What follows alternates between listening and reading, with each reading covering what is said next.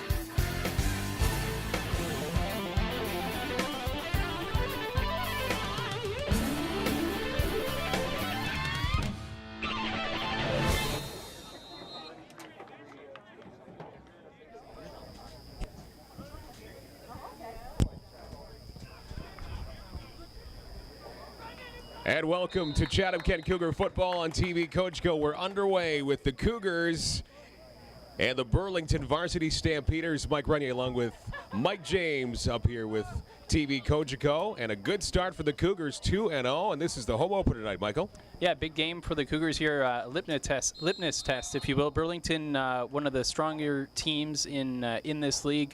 And the Cougars, you mentioned, 2-0. Burlington coming in 1-1. Their only loss coming against Twin Cities, and both of them ranked in the top 10 in Ontario. Cougar is starting off this football game with their own 18-yard line. 1st and 10. And they elect to keep it on the ground, going up the middle and getting about 3, maybe 4 yards on the ground. This will set up around 2nd and 7 for the Cougars. Nice run there up the middle. And looks like that was Jonah Pataki at running back. He's expected to get the majority of the carries today, according to head coach Jeff Green. Kyle Ross under center. He's quarterback for the Cougars, returning from last year's squad. In the shotgun formation, he takes a snap and looks to go in the air off to his right and about a foot out of the way of Dan Fox, who is the intended receiver along the right-hand side. Just a little bit too much for him to handle, a little bit too far. Not a bad attempt there. Dan Fox looked to have a step on his cover man, but that ball out there just a little bit. We should mention there's a pretty strong wind here today on your camera from right to left. So Kyle Ross fighting that wind a little bit on that throw. It probably will take a couple passes to make the adjustment because that wind is, it's blowing those flags out there if you can see them pretty significantly. And it's been stronger in gusts throughout the pregame here, too. 3rd down and long to go from the 17-yard line of the Cougars. The opening drive of this football game. Cougars 2-0, and the home opener in the blazing sunshine. Cougars kicking it away. This will come down around the midfield marker and then backing up a few yards, finding some trouble against the Cougar defense. Now he does just get over the mid-yard marker, coming down around the 54-yard line of the Cougars, and that's where Burlington will take over their first drive of the game. That was some nice coverage there from the Cougars. Just looking to get a number, I believe it was 24, Tristan Robinette with the tackle there. He's also playing corner on defense, but he came in on the initial tackle attempt, got a jersey, but the return man escaped it. But Tristan continued to fight, got up, and eventually made the tackle. So the Cougars don't get far in their opening drive of this football game. Now the Stampeders will get their turn at midfield. And they will keep it on the ground. And a nice run now along the right-hand side. Lots of room to move. A first down for the Stampeders as they get close to the 40-yard line of the Chatham-Kent Cougars. So they remain on the ground for the first play offensively of their game. And the Cougars defense couldn't do much to stop it coming down to the 39-yard line. Yeah, Aaron Veltri with the carry there, a gain of about 16 yards and probably a touchdown-saving tackle by Nathan McIntyre on that far side. Aaron Veltri, number 5. Remember that name and number because he's a load and he carries the load for this Burlington squad. He was quite talented on their roster last year and a big part of their offense this year. Right up the middle, this is a reception. Big yards towards the end zone. And it looks like they are just shy of the big house, but a huge gain of about 37 yards or thereabouts in the air. Another huge play on offense for the Burlington Stampeders, pinning the Cougars very deep in their zone. Sorry, Michael. Sorry about that, Mike. Nice throw and catch there. Eric Morelli with the toss, and it was Connor Jansen who got behind the defense of the Cougars. He was in behind both the DBs and the safeties. Nearly brought it in for the score, but a huge pass and catch. Gain of about 38.5 yards on that one, and they're first and goal now for Burlington. So Burlington on the first couple of plays here, showing that they can run and throw the ball. We'll see what Morelli does here. So close to the end zone, he might just punch it in with one of his running backs. We'll see on first and goal. Right up the middle they go, and they do get in for the score.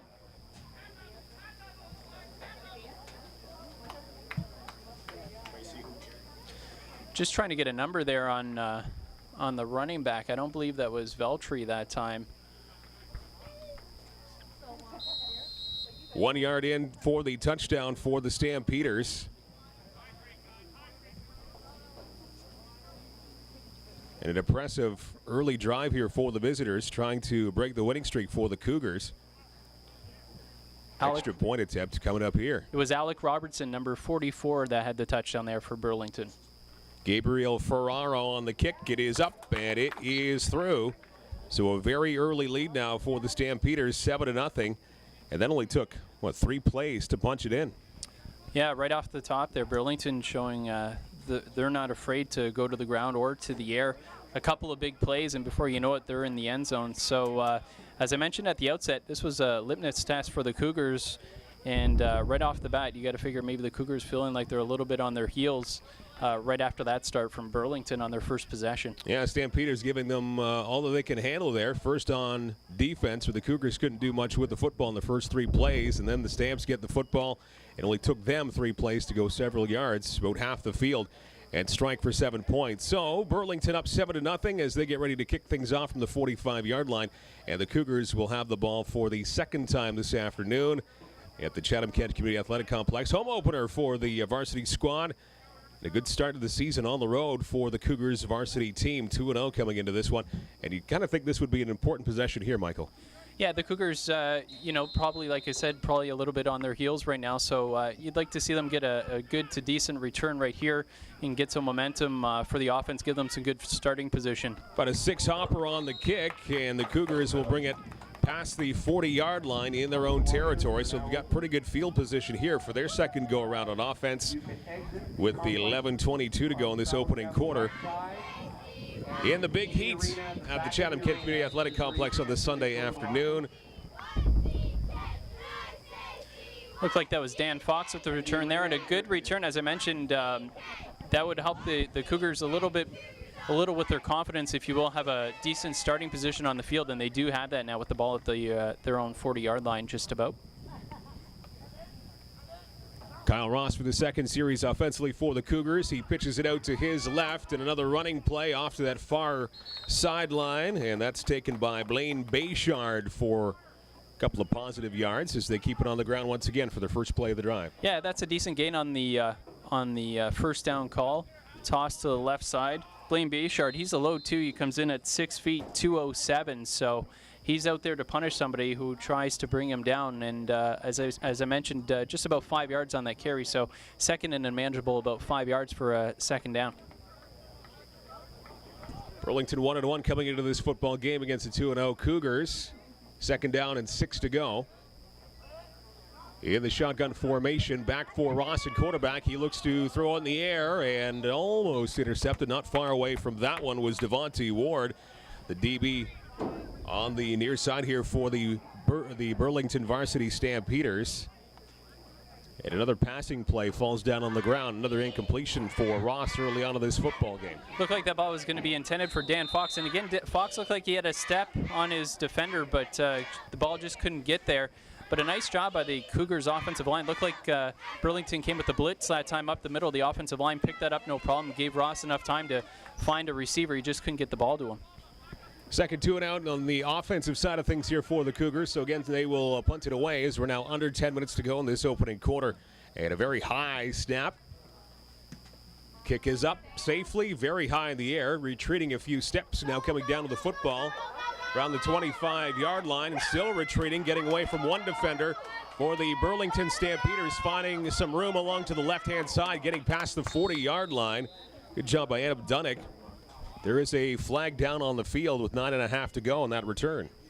Yeah, nice tackle by Mario Niclario.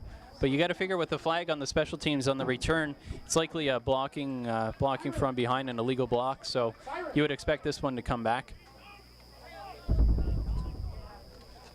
Ball the moment placed just past the 40-yard line in Stampeder territory.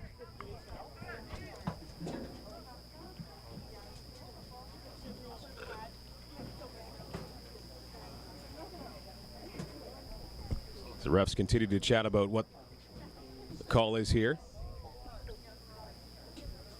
Yeah, still waiting for the call from the referees, but I get the sense that this might be against Chatham.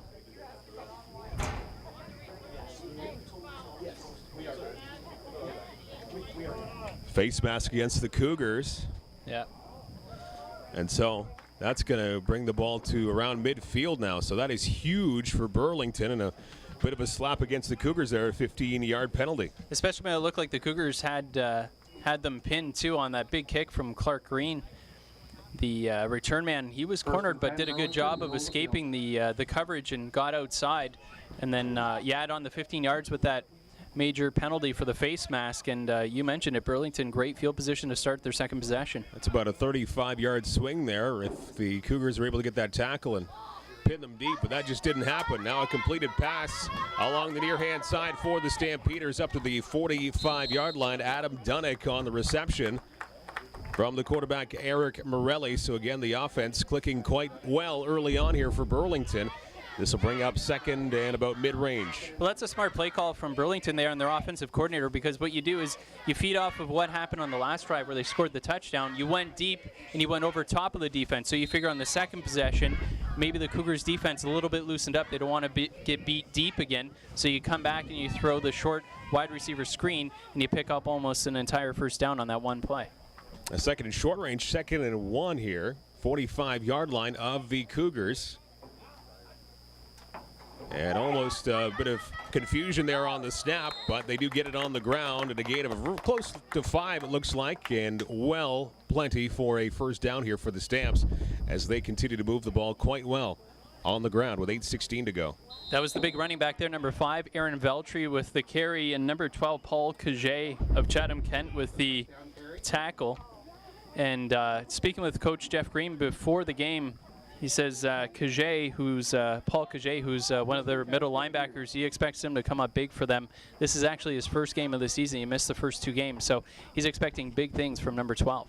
Again, they keep it on the ground, a 1st and 10, going right up the middle and getting to around the 35-yard line. 2nd down and around 4 coming up here, it looks like. See exactly where they spot the football. And that's running right into the strength of the Cougars defense. Those 2 defensive tackles in the middle, Jordan Deneau and Mike Nicholson, both come in at 6'3". Deneau comes in at about 290, Nicholson at 283. So you got a lot of beef in the middle, and they can really plug up that running game in the middle. So a nice job by Veltri to get 5 yards there, but that's really the strength of this Cougars defense, is that front 7. So big play here for the Cougars defense on 2nd and 5 for Burlington, already up 7-0 early on in this football game. Back to pass up the middle, and it is intercepted by the Cougars. Nice interception by Tanner Emery as he was right there. Emery. First and 10 Cougars. A big play and a turnover. Emery was right there. He got his hands on it, and the Cougars needed that. And it looked like maybe the linebacker, Eric DeMars, might have gotten his hand on it to tip that ball, deflect it, intended for the receiver cutting across the middle. And you said it, a nice pick there for the Cougars, and really they needed that. Shift the momentum a little bit here, put the Burlington Stampeders on their heels a little bit on offense, because really Burlington was just rolling. So a big play for the defense for the Cougars when they really needed it. Well, let's hope that translates into some success here on offense. And play whistle dead before it even gets started. It's quite possibly going against the Cougars here. First and 10, 25 is where they were off the interception, and they're walking backwards. And that one is against Ben Bartlett, 5-yard penalty.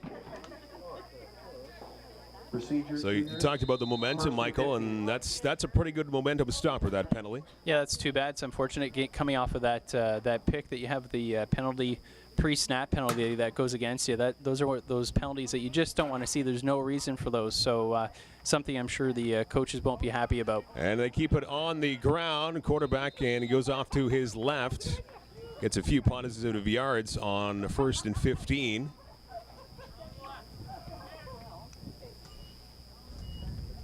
A gain of 3 yards, so still second down and long. 12 yards left to go for the first down. Ross keeps it. Kyle Ross on a 3-yard carry. Second and 12.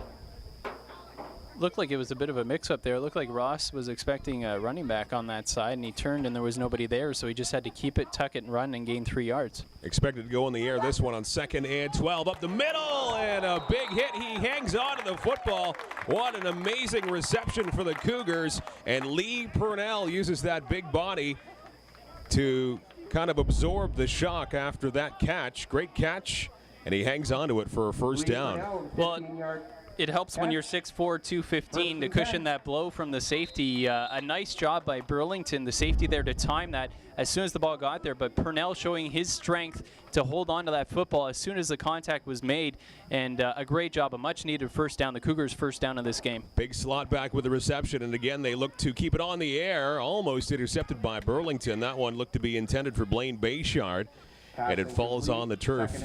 Incomplete. Second down and 10, 5:02 to go in this opening quarter. The Cougars looking for their first points of this game, down by a touchdown. Yeah, and the Cougars have shown so far that they're not afraid to put the ball in the air. They're just a couple runs, if you will, really mostly a passing game that we've seen from the Cougars. And obviously they haven't had the ball all that much here so far in this first quarter. It's been mostly Burlington, but Chatham-Kent not afraid to air it out. And once again they do that, and just out of the reach of Blaine Bayshard. As Kyle Ross took to the skies once again. That was almost a pretty catch on the fingertips for Bayshard, but he couldn't come up with it. And a 3rd and 10 situation. They'll kick it away once again. Bayshard looks like he's maybe a little bit shaken up there too. I don't know if that affected him going up in the air to grab that ball. Just taking a look at the sun, maybe a bit of sun in his eyes on that one. But Kyle Ross, a great throw over the defender. The defender had no chance on it. The only one that had a chance at that ball was Blaine Bayshard. Unfortunately, he couldn't make the grab, and the Cougars forced to punt it away for the 3rd time. Once again, Greenback to kick it away. Cougars can only get up to their own 39-yard line on that series from the interception. And Green, nice kick high up in the air along that far sideline. And it comes down close to the 30-yard line. That goes. That's a great kick there by Clark Green. Not allowing a return, pinning the return man right to the sidelines. And that's where Burlington will start with the ball. Now this is somewhere the defense can pin their ears back a little bit, get some pressure on the quarterback. Burlington, their first 2 possessions starting around midfield. Finally, they're pinned down deeper into their own end, inside their own 30-yard line. So that makes a big difference when your defense can kind of look to attack the offense, if you will, as opposed to playing on their heels. And this is one of the, if not the best field position the Cougars defense has pinned the Stampeders so far. Yeah, the Cougars actually had a chance to have this kind of field position against Burlington, but a penalty negated that. Keep it on the ground, the Stampeders do for this first go-round, and grabbing a bit of the jersey. losing the footing, running back for the Stampeders, and he will have a loss on that one with under 4 minutes to go. That's a 4-yard loss, so that's big for the Cougars right there. That's a nice play there by Connor Martin, containing that edge, and that running back. The running back looked to get outside. Connor Martin using his speed and his reach, not allowing the running back to get the corner, and eventually bringing him down for a loss. And Connor Martin, one of those linebackers that Chatham-Kent's really high on. They've got a couple guys where they say could easily play at the next level, at the university level. So that's why the Cougars are so big on their front seven. They've got a lot of talent up there on that defense. A loss of 4.5 yards on that running play. Now a big 2nd and 14. Scrambling the quarterback off to his right. Keeps it up in the air. And receiver comes down with it around the 40-yard line. What a catch that was. And that's going to be enough for the first down. So scramble there. Now flag is down. That was an amazing catch along that far-hand side. We'll see what the call is here. Football marked at the 41, but it's coming backwards, so it's against the Burlington Stampeders. So a bit of a break there for the Chatham-Kent Cougars. Certainly was. That was a big catch there. It looked like it was Connor Jensen coming up with that snag. Really impressive, and then showed his power afterwards to break a couple tackles and drag some tacklers. He had enough for the first down. Also a real nice throw there by the quarterback, Eric Morelli. But the penalty's coming back. On the outside. Brought him back. Looks like we got 2nd and 25. So instead of a close to 20-yard pickup on that play, it comes backwards 10 yards. So that is a huge swing for the Cougars. Yeah, big play there for the Cougars, that penalty, because obviously negates the first down for Burlington and pins them deep in their own end. And if Chatham-Kent, if the defense can come up big here, they'll get the ball with decent field position on the punt. All the way back to the 11-yard line of the Stampeders of Burlington.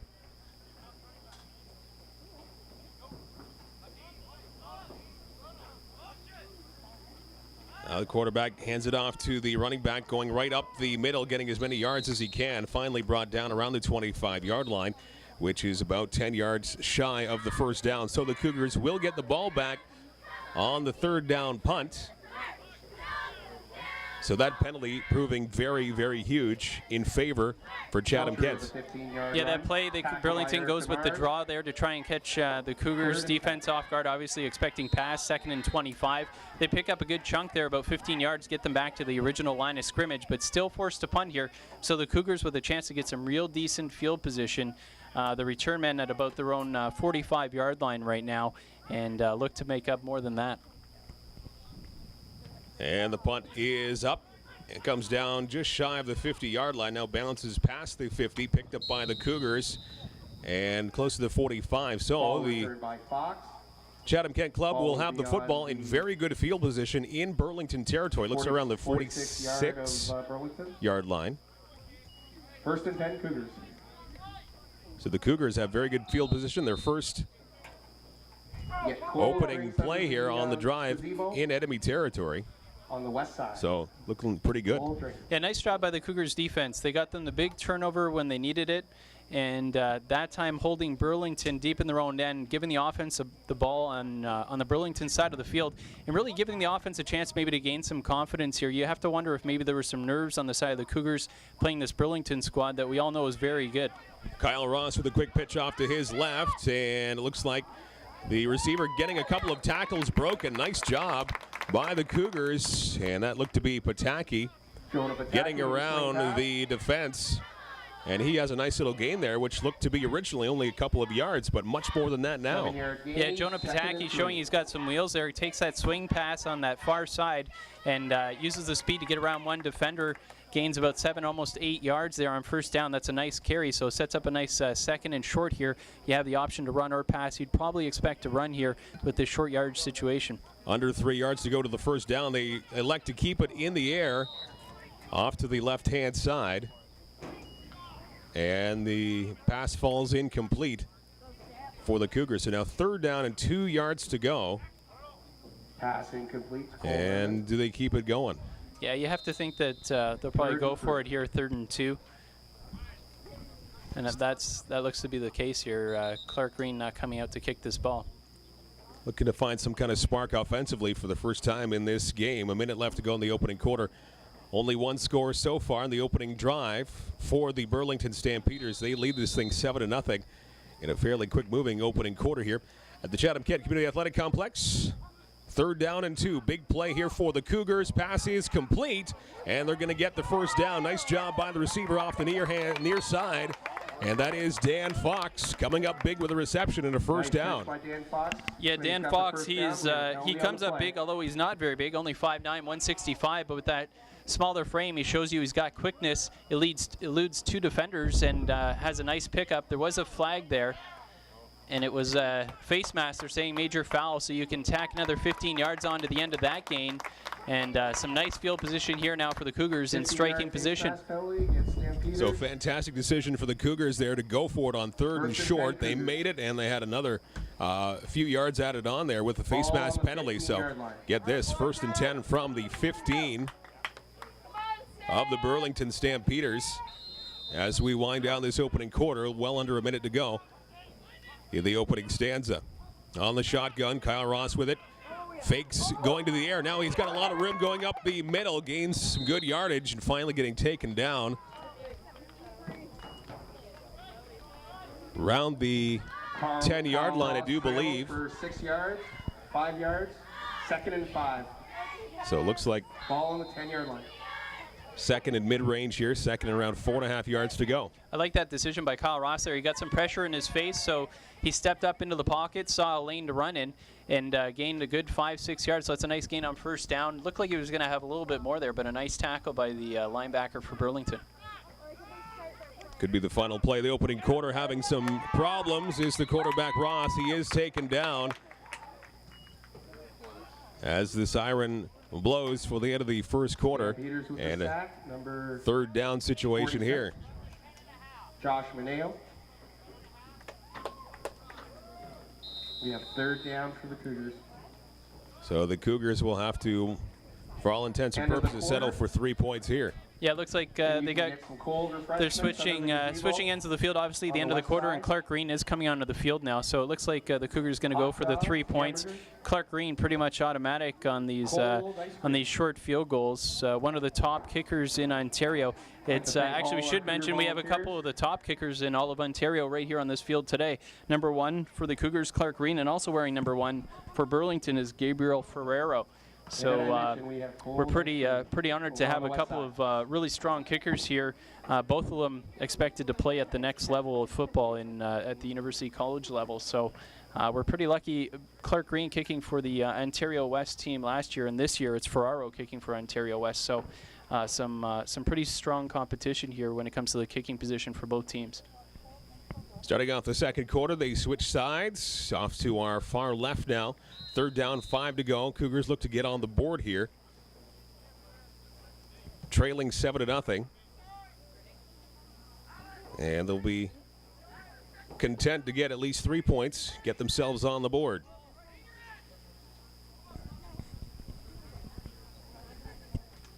From Clark Green, and the kick is blocked.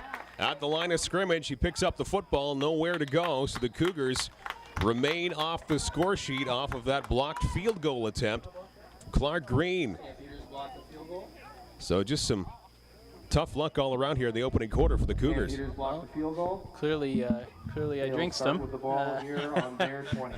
But that kick, it just looked like it was a lone liner. It didn't look like he got his foot on it, really. The snap looked like it was decent, and the hold looked pretty good from here. So just didn't look like he got his foot into it completely. It looked like it was a low line drive into the back of one of his linemen. So unfortunately for the Cougars, it's a kick that doesn't get converted. But on the positive side, Burlington with not very strong field position. So a chance for the Cougars defense here to make something happen.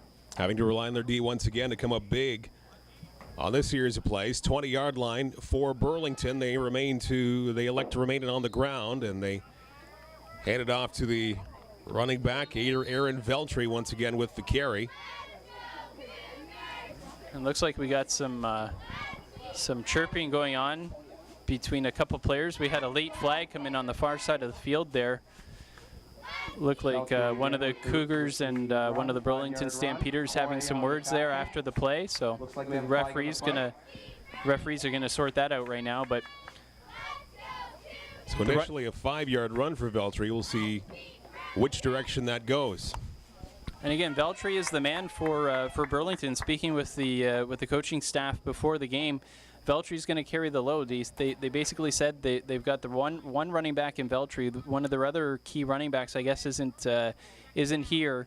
So Veltri's going to carry the load when it comes to the ground game for Burlington. So the Cougars will have their hands full, though. As we mentioned, Veltri is a talented running back, and he can go for a lot of yards. Last year, one of the games against Chatham-Kent, he went for well over 100 in a big win here for Burlington. So Chatham-Kent Cougars, they know what to expect from Veltri.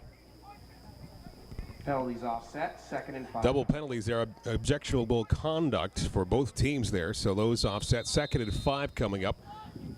For the Burlington Stampeders, their own 25-yard line. Clock ticks away early on in the second quarter. And the Stamps up 7-0 over the Cougars. Quarterback with the ball, goes up in the air with it, and just out of the reach of the intended receiver, just out of the reach of the fingertips.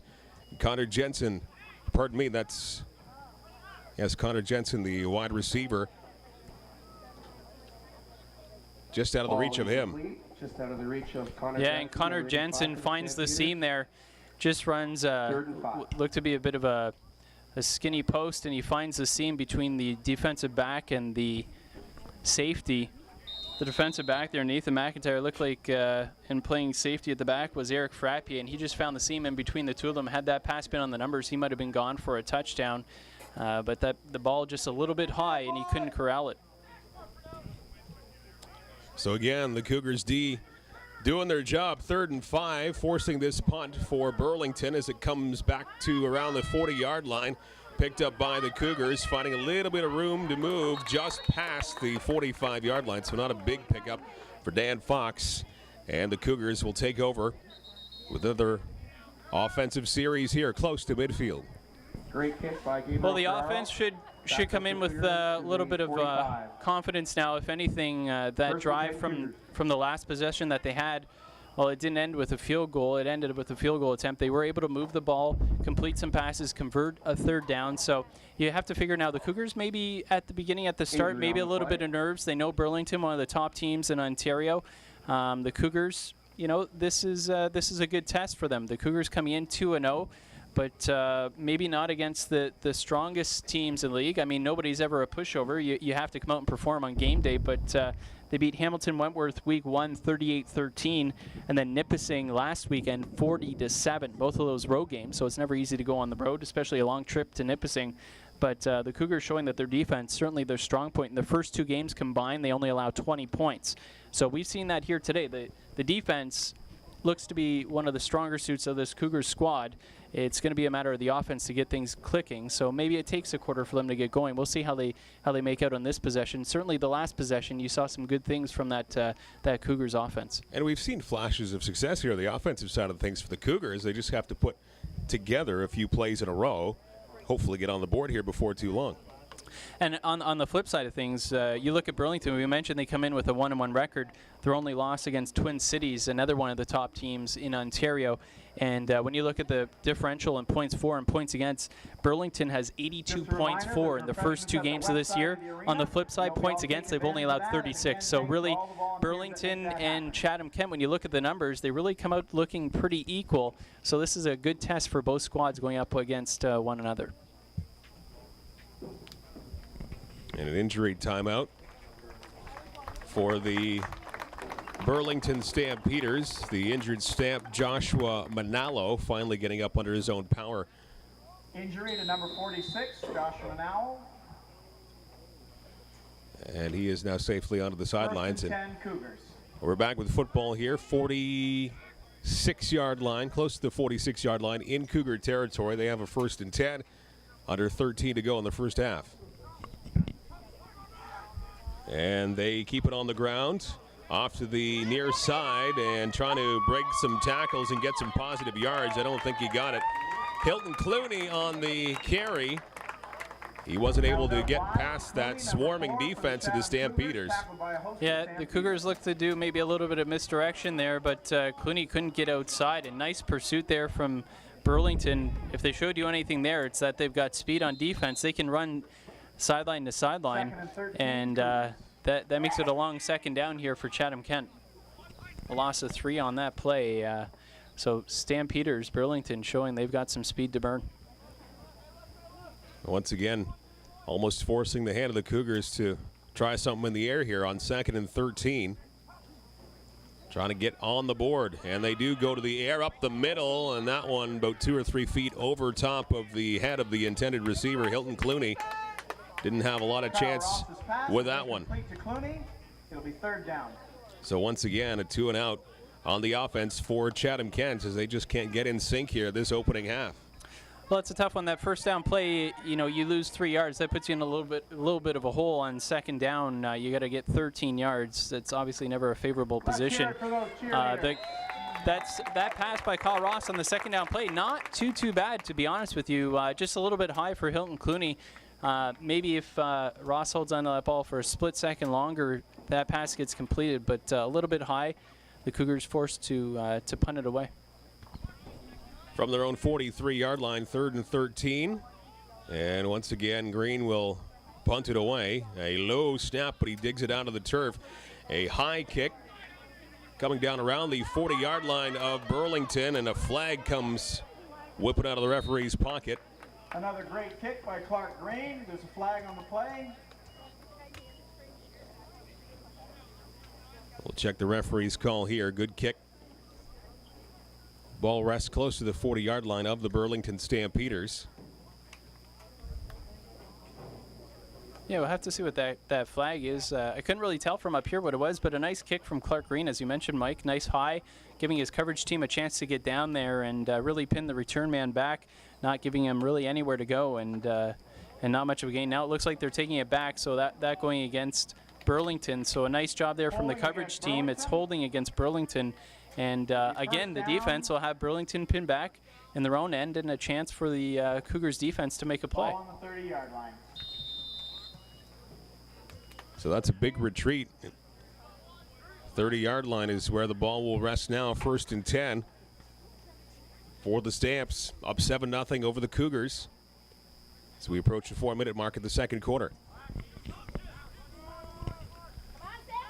Fake handoff. They'll keep it in the air. Up the middle, and wide open was the receiver, and just unable to hang on to it. Justin Saddlemeyer, who is the intended receiver, just misread that football. And boy, that was a nice pass by Morelli. Saddlemeyer runs a nice in there underneath the coverage, and Morelli puts the ball right on the hands. And Saddlemeyer just can't hold on to it, but that was an easy pass and catch, and Burlington lets one slip by, forcing a 2nd and 10 there. Well, Saddlemeyer will have that in his head for at least the rest of the game, and maybe tonight. That one was certainly looking to be a 1st down right there. They keep it on the ground on 2nd and 10. Good job here by the Cougars defense as they prevent a 1st down from happening here. 3rd down. And again, that's to the strength of the Cougars defense. They got that beef inside. As I mentioned earlier, Deneau and Nicholson, and then the linebackers for the Cougars collapsing the middle of that line. Not a lot there, especially in a passing situation. Burlington maybe looking to catch the Cougars off guard on the 2nd and 10, but nice job by the defense, and again, forcing a punt from Burlington. Now, we all know Aaron Veltri can reel off a large run every once in a while, but the Cougars doing a good job to wrap him up so far. Kick is down around the 35-yard line. The Cougars don't get much on the return, but they do get the football back. Ben Bartlett, Fox with the kick return. 10:05 to go here in this 2nd quarter. From the 40. 40-yard line is where they will begin this offensive series. Well, you know, after Burlington scored on their first possession of the game early in the 1st quarter, you wondered, okay, is this going to be a bit of a shootout? But really, it's become a bit of a chess match of field position back and forth between the two squads. And it's only a 7-0 game right now. Remember, the Cougars had a field goal block, so it's really a tight one here. Both teams playing field position right now, solid special teams, nobody breaking anything big, and the defense is playing really strong for both squads so far. Cougars still looking for the answer on offense. They keep it on the ground, 1st and 10, and the ball comes loose, but the play was whistled dead before that happened. And once again, the defense for the Stampeders coming up big, not giving the Cougars anything on the ground or on the air for that matter. Yeah, not too much there on that play, on that far side. Pataki with the carry. So Burlington, they've got a strong defensive line. When we saw them last year here at this field, that looked to be the strong suit of their squad as well, was that defensive line, and that's actually what the coaching staff was saying to me before the game. Defensive line is really one of their strong suits, and they're showing that so far. The Cougars haven't had a lot of success running the football. Really, the majority of their yards coming through the air. Cougars dropping a yard on that opening play. 2nd down and 11. Once again, the shotgun position. Back to pass along the near side, and again, that pass going about 5 yards over top of the head of the intended receiver, Ben Bartlett. Nice tight pass by Ross, just a little over the hands of the intended receiver. It looks like it'll be 3rd down. 3rd and 11 coming up here, so once again, a 2 and out. Well, one of the things we might see the Cougars do as this game goes on is since they're having struggles in the running game, maybe a little bit of misdirection, maybe some shorter passes, some wide receiver screens. And if you can get some success with that, then you can try to go over the top. But so far, the Cougars are going to have to do something to manufacture some yards on the ground, because right now they're just having troubles getting by that defensive line and those linebackers of Burlington. Ball on the 35. Cougars once again punting it away. And they get it off. Clean kick. Comes down around the 45-yard line of Burlington. The Cougars defense trying to swarm the returner. And he is up to close to the 50-yard line of Burlington. And that's where the Stampeders will take over. It is 7-0 game for the Stamps over the Cougars. That was a decent return there for Burlington. Looked like it might have been Travis Mazurek. So Nice kick by Clark Green. that kick by Green looked like maybe it had gone off the side of his foot a little bit. Didn't get quite the air and the distance that we had seen on some of his earlier kicks. So Burlington with decent field position here with the ball on their own 50-yard line after we'd seen the Cougars pin them back fairly deep in their own end. This is pretty good field position here for the Stampeders. Just under 8 to go in this opening half. And once again, Stampeders keep it on the ground off to the near side. Cougars trying to wrap up the running back, and they do. Good job, as Aaron Veltri had nowhere to go, and that's actually going to wind up for a loss against Veltri. So the Cougars defense doing a good job to contain Veltri. That was a great job by Nathan McIntyre, who's the corner on that side. His job is to not allow that running back to get to the outside. He has contained on that near side of the field. He did exactly what his job was there. Doesn't allow the running back to get outside, then gets his hands on him and goes to bring him down, gives his defensive partners a chance to come in, a tag team tackle, and a tackle for a loss. A nice job there for the defense, just how you draw it up if you're the defensive coordinator. So 2nd and 14, a loss of 4 on that running play for Veltri.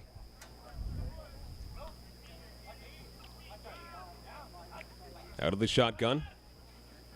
Back to pass along the near side, and coming down with the football, albeit short of the first down marker, was Adam Dunnick. And a good job there from Eric Morelli to get it to his man. Yeah, a couple go routes on this near side here. 2 receivers Burlington did. They ran 2 receivers, looked like they were going to run deep, and then number 2 there, Dunnick, cuts it off short. He turns around, the ball's in the air. And unfortunately for number 19 for the Cougars, Nathan McIntyre, who had made the nice tackle on the previous play, lost his footing and actually fell down. That's why you saw Dunnick with no coverage around him able to make that catch, but it is short of the first down. And Burlington showing punt right now. They're going to play the field position, it looks like. 3rd down and 3, they'll punt it away. Good snap, kick is up. And it is a quite good kick, and now a little bit of a mishandle off of the return. No return. And number 24 of the Cougars with Tristan Robinette back to grab that one. And the Cougars, again, as you hinted to, Michael, they're deep in their own territory. Yeah, tough bounce there for Tristan, trying to grab that ball in the one hop. That's never easy. You never know which way the ball is going to bounce, and unfortunately for Tristan, it hit him in the hands a bit awkwardly there, and as soon as he picks it up off the ground, there's a Burlington defender right in his face. So tough field position here for the Cougars to try and climb out of and at least get themselves in a position to punt this ball away in decent field position. It has been a tough first half here offensively for the Cougars, down 7-0. Now they have a lot of the field looking down. 9-yard line is where they start this drive. Off the hop, it's a pass play completed along that far side. Some decent yards. And that's Fox who brought that pass down. That was Ross to Fox. Nice catch, nice gain. 2nd and 5. 5-yard pickup on that pass play. I like the call there because it's a nice short pass. It's an easy pass to complete, and you pick up 5 yards on first down. So at least you give yourself a chance on second down. Give the quarterback a little bit of confidence. Kyle Ross had thrown a few passes that had gone incomplete. You give him a chance to make an easy completion. Dan Fox does a nice job picking up some yards on his own, and they come up with a manageable second down situation. If they get this second down here, then you're talking about the offense maybe getting some confidence and the quarterback getting some confidence in throwing to his receivers. On 2nd and 5, they go to the air and a jump ball, and that might have been intercepted, as a matter of fact, by the Burlington Stampeders around the 35-yard line. Kyle Ross, his pass is incomplete, or picked off for an interception, tackled by Blaine Bayshard. And it was intercepted, so a turnover as things on offense. I think that was picked up by number 45. Remaining bleak here for the Cougars. And so the Stampeders have great field position here, already up 7-0 as we approach the 10-minute mark of the second quarter. So again, things out of sync offensively for the Cougars. Yeah, this will be a big defensive stand here for the Cougars coming up. Obviously pinned deep into their own zone. They're going to have to come up big, as they have a couple times already in this game. On 1st and 10, they have a pass complete along the near hand side up to around the 20-yard line. And that was picked up by Connor Jensen of the Stampeders. Nice catch. Alistair Coy coming up with the tackle for Chatham-Kent. 1st and 10 at the Chatham 20. And Connor Jensen just flashed out. Had single coverage there on the outside and just beat his defender to the spot, and then used his big body to pick up a few yards after contact, and an easy first down there for Burlington. 21-yard line, 1st and 10 for the Stamps. And off of the snap, handing off to the running back, finding some room up the middle. First down and more. A penalty is down on the field, but a great run. Nice second effort from number 5. Aaron Veltri with his biggest run of the afternoon. And Veltri there showing why he's a pretty strong back and tough to bring down. He continues to run after contact a couple times, but this one's going to come back. That's a penalty against Burlington. Looks like it's against Burlington. This could be a different football game and a worse one for the Cougars if it wasn't for some pretty big penalties against Burlington.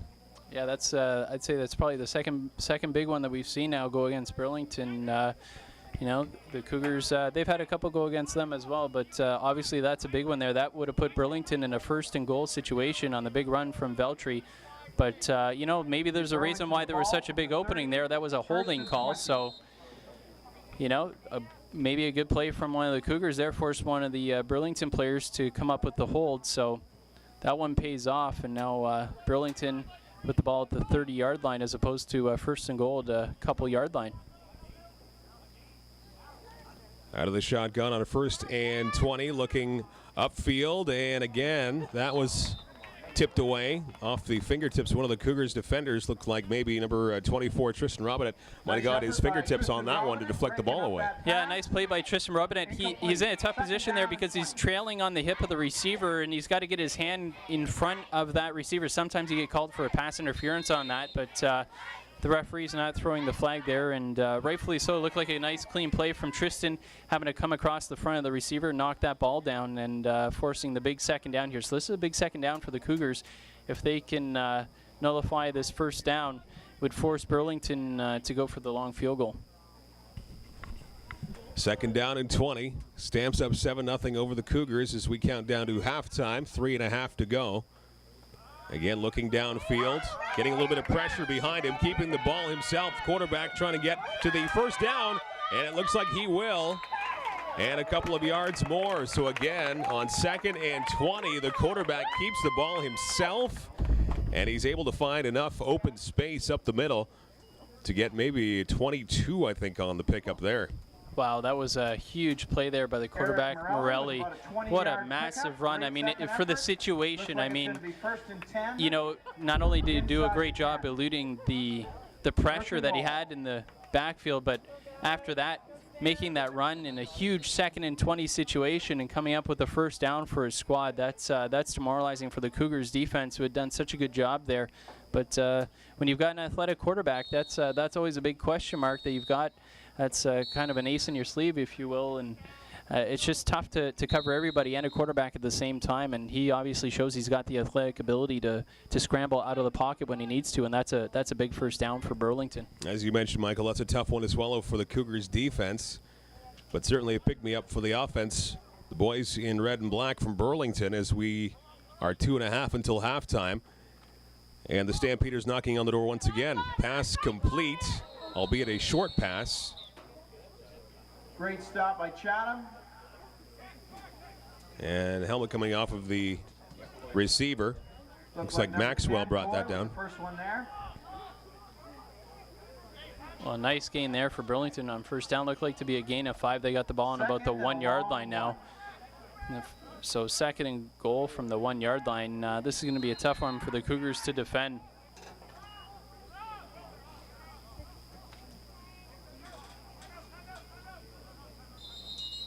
Chatham calls a timeout.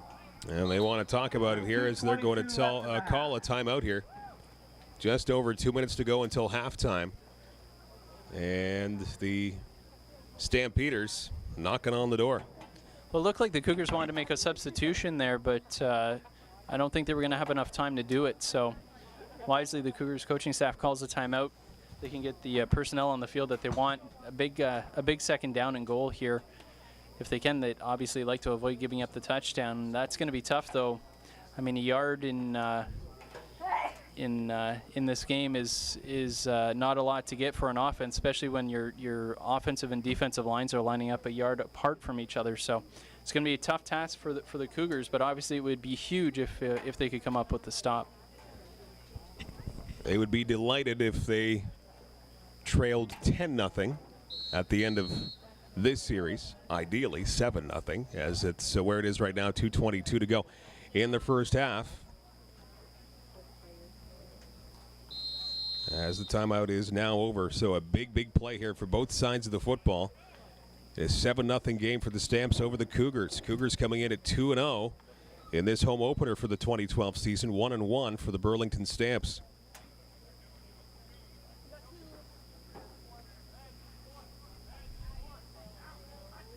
On 2nd and goal, flag appears to be down. Veltri gets through that time, but there's a flag on the play. Veltri on the carry. We'll see what the flag says. This could be big. And we have an injured player. And one of the Stampeders is down in considerable pain. Can't quite see the number. It's big number 66, Greg Coffin, who's down, the offensive lineman there. 66, Greg Coffin, the injured player for the Stampeders. In obvious discomfort, not getting up, now down on his back. Helmet off, and the training staff looking after him right now. And that could be a considerable injury.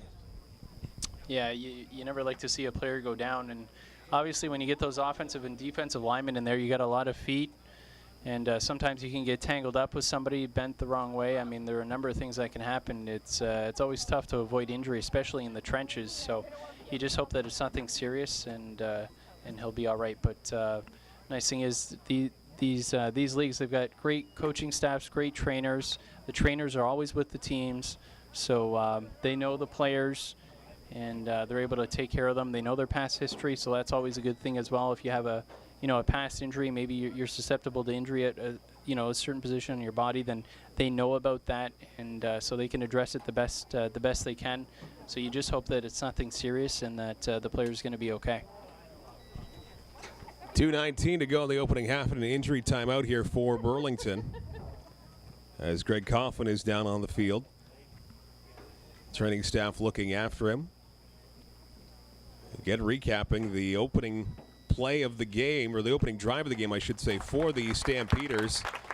3 plays, and they were down the field in the end zone for a touchdown.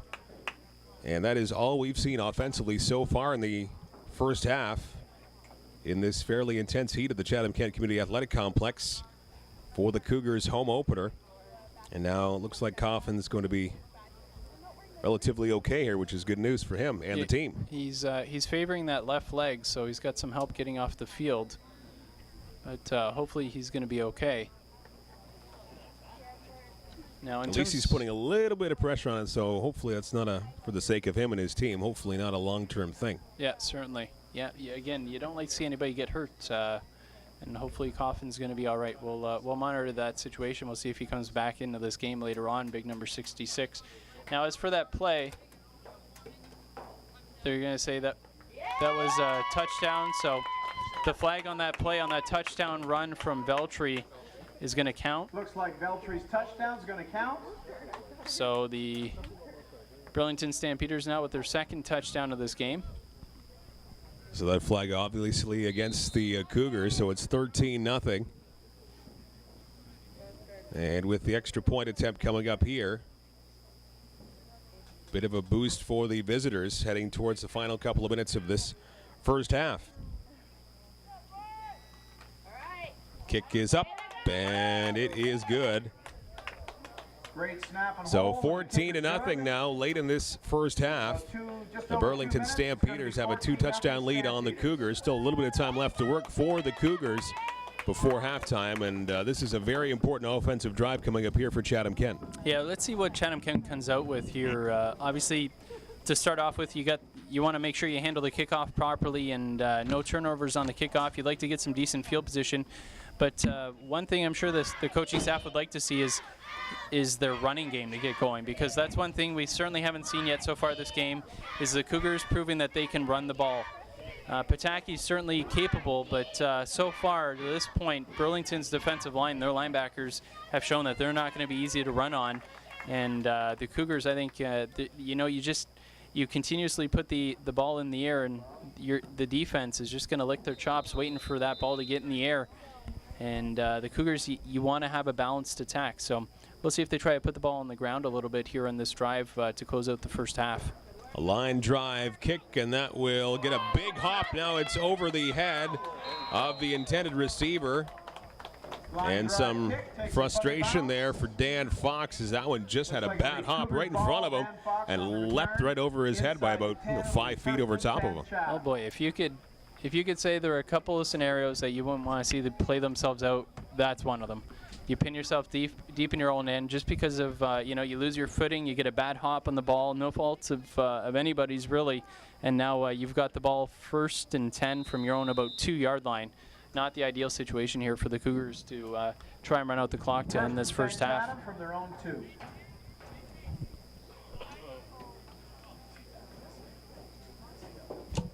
So a couple of scenarios where the Cougars get the football and almost the entire length of the football field right ahead of them, as they now have 107 yards between them and pay dirt. Now up the middle in the air and almost picked off. Actually, now this might be interference.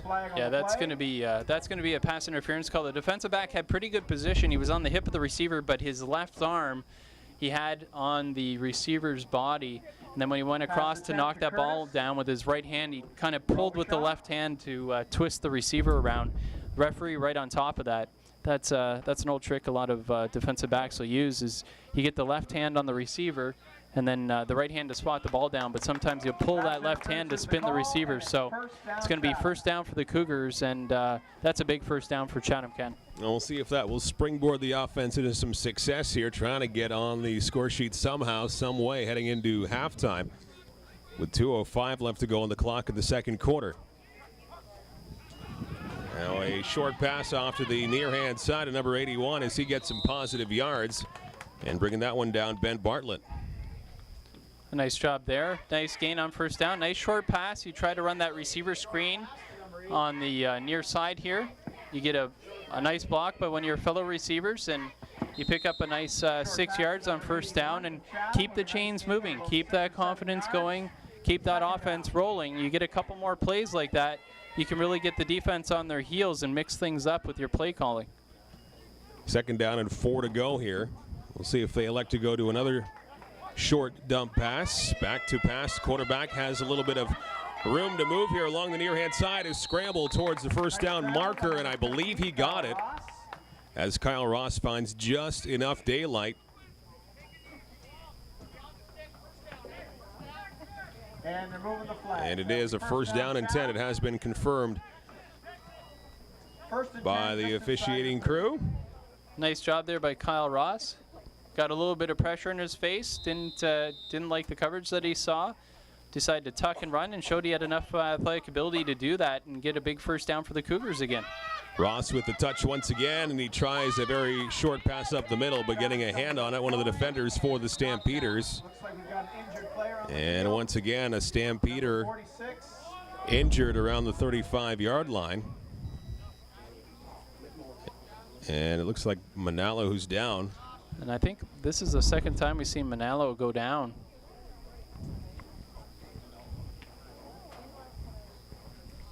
Lower body injury. Looks like they're working on his right leg, I believe.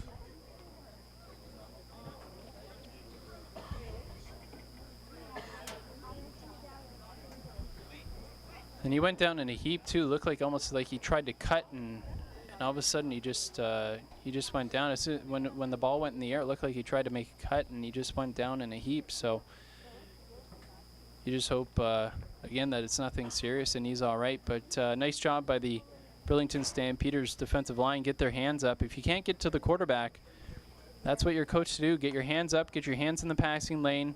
Try and knock that ball down, or at the very least knock it up in the air so maybe one of the defenders can come up with an interception. We saw that from the Cougars earlier in this game. They come up with an interception. One of their linebackers was able to tip a ball, and the Burlington Stampeders that time get their hands up, tip that ball, and it goes incomplete, forcing a big 2nd and 10 here for the Cougars. 92 seconds remaining in this opening half. Again, Manalo, the injured Burlington Stampeder. Other players getting a bit of a breather here in this heat and sunshine on this Sunday afternoon. Cougars looking to try and get something going here on offense and try to keep this winning streak alive to begin the 2012 season. The varsity crew 2-0, both games on the road. Home opener today, and things just haven't jived so far in the opening half. And Manalo needs a fair bit of help to get off the field here. He's got some form of leg injury, but again, he's putting a fair bit of weight on it. He does have quite a bit of help getting off the field, but big part of that Stampeder squad. Hopefully he'll be all right. Yeah, it looked like it was that right knee looked like the trainer was looking at. And you can see Manalo getting a lot of help there from a couple teammates, not putting a lot of pressure. So we'll keep an eye out for him as well if big number 46 comes back to this Burlington defense. But you mentioned it, Mike, a big 2nd and 10 here for the Cougars. Minute 32 to go here in the second quarter. And it'd be big for Chatham-Kent to get to recess, trailing just 14-0. Or if they can put something together here, they got a long way to go. But if they could get some points on the board, that'd be huge as well. Well, there is enough time to put something together here. And another short pass completed along that far side. And wrapped up was number 5, Bayshard once again with the reception. He is unable to get very much on that one, however, and actually he gets dropped 1 yard. About 2 yards. It'll be third and a long. Yeah, you wonder if that might even be a trick play, because that pass was actually a backward pass. So he would have been eligible to throw that ball downfield if he had wanted to. But it looked like it was just a plan, leak out to that right side and then get as many yards as you can. But nice job by Burlington. We've seen that speed in that pursuit. They showed it again there on the far side, not letting him get the corner, and they lose a couple. So here on 3rd and long, they're at their own 28-yard line, 1:25 to go in this first half, and a slower pace second quarter compared to the first at the Chatham-Kent Community Athletic Complex. The home opener here for the Cougars. Mike Renier, Michael James here with TV Cogeco. Jeff Brooks on the camera. Really glad you're with us here today. Cougars with some impressive and convincing victories on the road, but as you mentioned off the top of the broadcast, Mike, this is certainly the stiffest competition that the Cougars have had, and a very, very talented squad from Burlington coming into town today. Yep, so far they're showing it. Good Burlington squad here. Not surprisingly, the Cougars will punt it away on 3rd and long. Close to the sideline along the far-hand side, around midfield. Another flag pops out of the referee's pocket. A lot of room to move here for the Stampeders. Number 15 turns away from a defender past the 30-yard line, and an impressive return by number 15, Lucas Merlin. Great return from number 15, Lucas Merlin, brought down by Chatham's number 20. With a flag on the play. And a blindside block there by J.P. Ortega, big number 51, who's a linebacker for Burlington. But it looks like this one's coming back. That flag going against Burlington. That's one of those ones when you're on like kick or punt coverage, you always look out for getting ear hold. You know, you're looking at the return man, you're trying to track him down, and one of the other defenders comes by, and you're not looking to see where everybody else is. You're just looking at that ball carrier, and you just get blindsided, and that's exactly what Ortega did right there. But that nice return negated there by the flag, so the Burlington Stampeders going to have some work to do if they want to put up some more points before this first half is over. It was big for the Cougars to have that penalty against Burlington. Last thing you needed for Chatham-Kent was to get into a bigger hole, down by 14 already. Back to pass, complete along that far side. Cougars defense right there. 2 Cougars wrapping up the receiver. And a short gain, it appears, for Burlington. That was a nice tackle there by Paul Kaja, number 12. On a hurry-up offense, they try it once again, keeping it in the air, and a pass that's complete to number 85. He was in some serious coverage there, double coverage it appeared, and bringing that one down was Connor Jensen. We've seen a couple big plays from Jensen. That was a nice grab, and a big hit too from Nathan McIntyre, but Jensen does a good job to hold on to it. Once again in the air, and again intended for Jensen. But that time Jensen wasn't ready to go, wasn't in position, and that one about 2 feet out of his reach. And don't forget here, this is where that big leg of Gabriel Ferraro comes into play. Burlington, they've got a lot of confidence in their kicker, one of the better kickers in Ontario, so they get decent field position here. There's no doubt they'll try the field goal from a good distance away.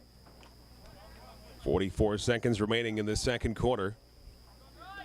Burlington 14, Chatham-Kent no score.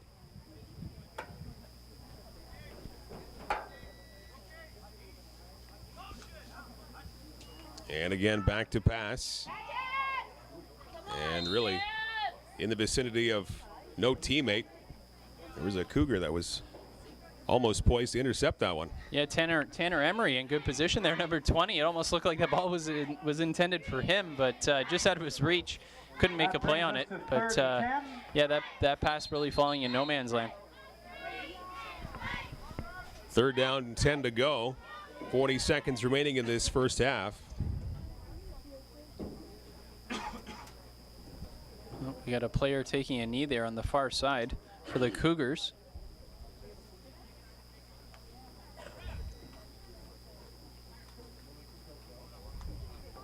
One of our Cougars is down. And I believe that is Tanner Emery. That's Tanner Emery. We've got 3rd and 10 with just over 40 seconds to go. That pass was so close to him, it hurt him. As it looks like he's going to be all right. He gets a little bit of assistance to the sideline. Looks like just a small thing there, but yeah, he was really in the vicinity of picking that one off. Yeah, I'm not sure exactly what happened there. It didn't look like there was any contact. Hopefully Emery's not seriously hurt. Maybe just twisting something.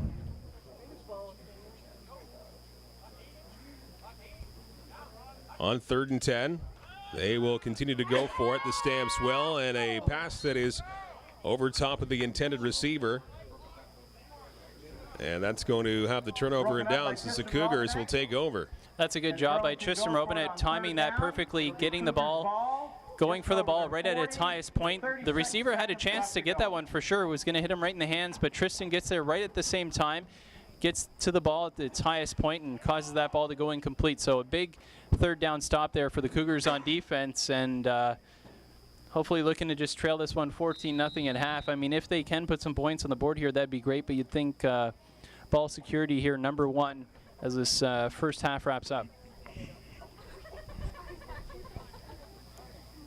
So the Cougars offense back on the field. 41-yard line.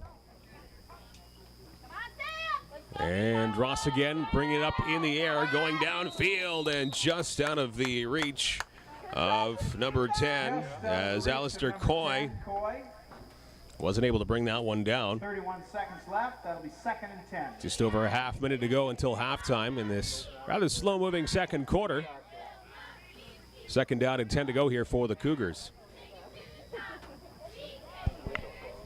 And Alistair Coy, one of the receivers that you expect to step up here with obviously the graduation of Josh Woodman, the big receiver for the Cougars, moving on to the next level. So you'd like to see a guy like Alistair Coy step up and make some plays for that receiving core for the Cougars, and that one just out of his reach. Pitch out to the right-hand side. They keep it on the ground. That one was taken by Curtis Robichaud. He was brought down well shy of the 1st down marker. Keeps it on the ground to Curtis Robichaud for a small gain. 3rd down coming up here for the Cougars. 2-yard gain for Robichaud. It looks like Burlington's taking a timeout here, so you figure the Cougars may be looking to run out the clock there a little bit with the running play, but Burlington calling a timeout. They're going to make the Cougars punt this one away and see if maybe they can't make something happen on the get a big punt return and maybe put some more points on the board.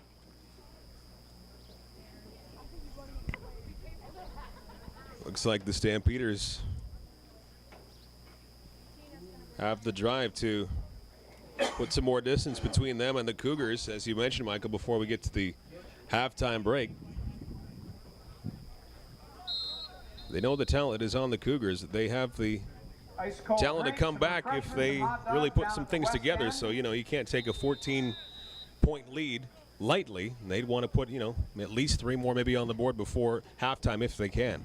Sure, the more you can distance yourself, the better. So far, Burlington, you got to say they've played a great road game this first half. And as we mentioned, it's not over yet. So a chance, if they get a big return here, to put some more points up. And we'll see what the Cougars have planned here on this punt. Cougars still yet to punt it away. They do that right now. Kick is up, not a very far kick, and that's well out of bounds onto the track along the far side. Well, they got some good pressure there too. Looked like the Cougars lucky that one didn't get blocked, and I think Clark felt that pressure and just got that one off. And good thing he did. But Burlington, decent position midfield here. They've shown they can throw the ball effectively. They're going to put the ball in the air here, see if they can't put some more points on the board. As we mentioned, you know, you figure they got to gain about 30 yards, 25, 30 yards to get into range for their kicker, Gabriel Ferraro, to try and put 3 more on the board with just under 22 seconds. I'm sure fresh in their minds right now is the opportunity to make it a 3-score football game.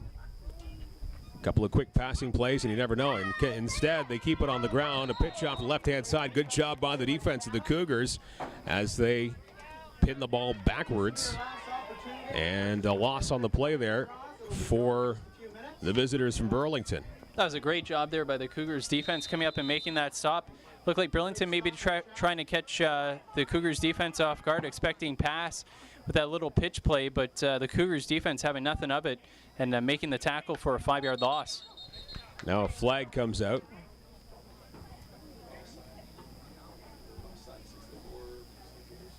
Stampeders are offside. This will be your last opportunity. Offside against Burlington. 50 tickets. So please. This will be the last opportunity to purchase some 50-50 tickets. So that's a big penalty there. Burlington moving the wrong direction here, and that's going to bring up 2nd and 20. So you got to figure the Cougars just going to be playing well off here. You expect Burlington to just try and air this one out, go deep. Either that or just run out the clock, one of the two. But they're a long way from putting 8 points on the board. 2nd and 19, some pressure. Now the quarterback keeps it, running right up the middle. Still lots of room to move past midfield, past the 50. And he gets a good 15 yards, maybe 16 on that run.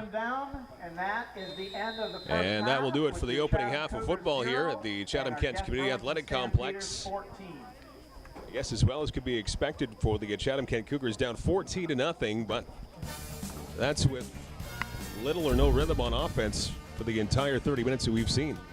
Yeah, they've had their offensive struggles. The one nice drive that we did see from the Cougars ended with that missed field goal opportunity, but aside from that, certainly the Cougars, as we mentioned earlier in the broadcast, you'd like to see them get some continuity in the ground game, have an effective ground game, keep that Burlington defense off balance a little bit. Right now, Cougars, most of their success coming in the air. So in the second half, we'll see what the Cougars can produce on the ground. In terms of Burlington, well, they've shown they've got a good balance. Veltri really effective running the football, and a nice passing game also from their quarterback, Eric Morelli. But so far, the Cougars defense has come up with some big plays. The coaching staff saying really their defense was the big part of their team so far this year, was the strongest part of their squad, and we're seeing that again today. But second half, it's going to be on the offense to come up with some plays. Halftime here in Chatham. The Chatham-Kent Cougars trailing the Burlington Stampeders 14-0. Mike Renier alongside Mike James. We'll be back with second half action in just a few minutes with TV Kojiko.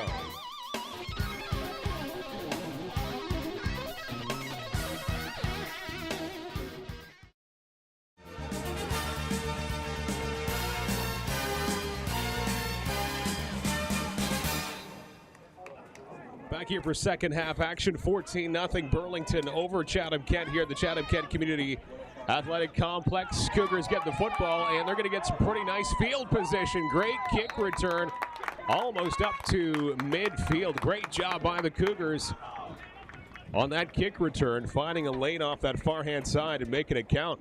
I like the attitude there by Ben Bartlett, the return man, number 81. He just picked a lane, followed his blockers, and full speed. That is the key to a successful kickoff return. You got to go full speed, fearless, really. And it's a really tough thing to do when you got guys running full speed at you, but a great job by Bartlett. Full speed, a nice return there, a nice way to start the second half of the Cougars, hopefully coming out with some confidence, and they're going to need it trailing 14-0 here. Bartlett trying to set some kind of tone here in the second half. 1st and 10, good field position for Chatham-Kent, going high in the air and just out of the reach, and now a flag is down. That one intended for Lee Purnell on that big body by Purnell. Intended for Lee Purnell. Flag on the play. And we'll see if it's interference.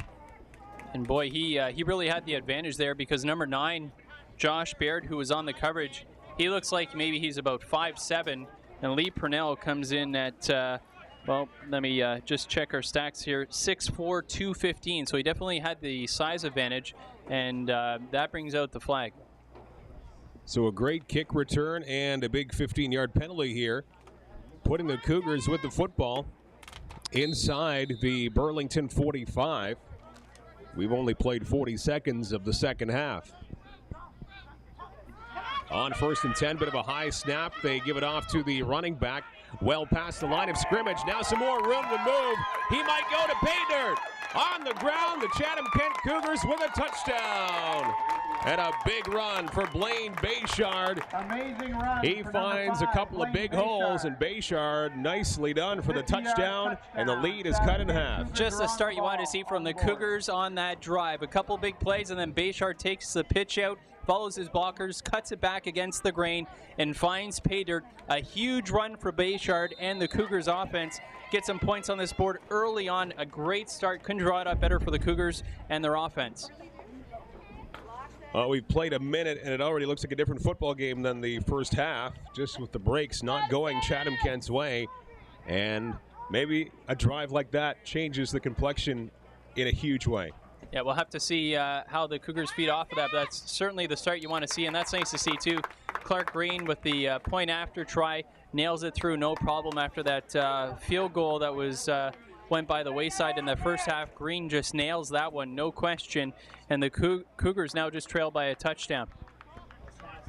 And the defense has played very well in that first half, so if they can keep that up, this is certainly looking to be a very different football game. So a big stop here after that touchdown. If the Cougars can get some big D here, you know, you could be close to a tie football game before you know it. And I want to go back and credit Ben Bartlett, number 81, the return man for the Cougars. He really set the tone with that kick return. Again, he took the kick in the air, clean reception, and went full steam, full bore, full throttle. Returning that kick gave them great field position to start the second half, and it looked like the offense just fed off of that. It was they weren't going to look back. They came out with some confidence, and they established themselves right away. There was no question whatsoever. They're coming out with a different attitude, and it really paid off there on that drive. So hopefully the confidence will translate into defense here too for the Cougars as they get set to kick this one off. And another high line drive kick, and that is touched by the Stampeders, fumbled a little bit, and they'll bring that football to around the 30-yard line. Good coverage there from the Cougars. Clark Green. Great coverage by the Chatham-Kent Cougars. It'll be 1st and 10, Stampeders ball.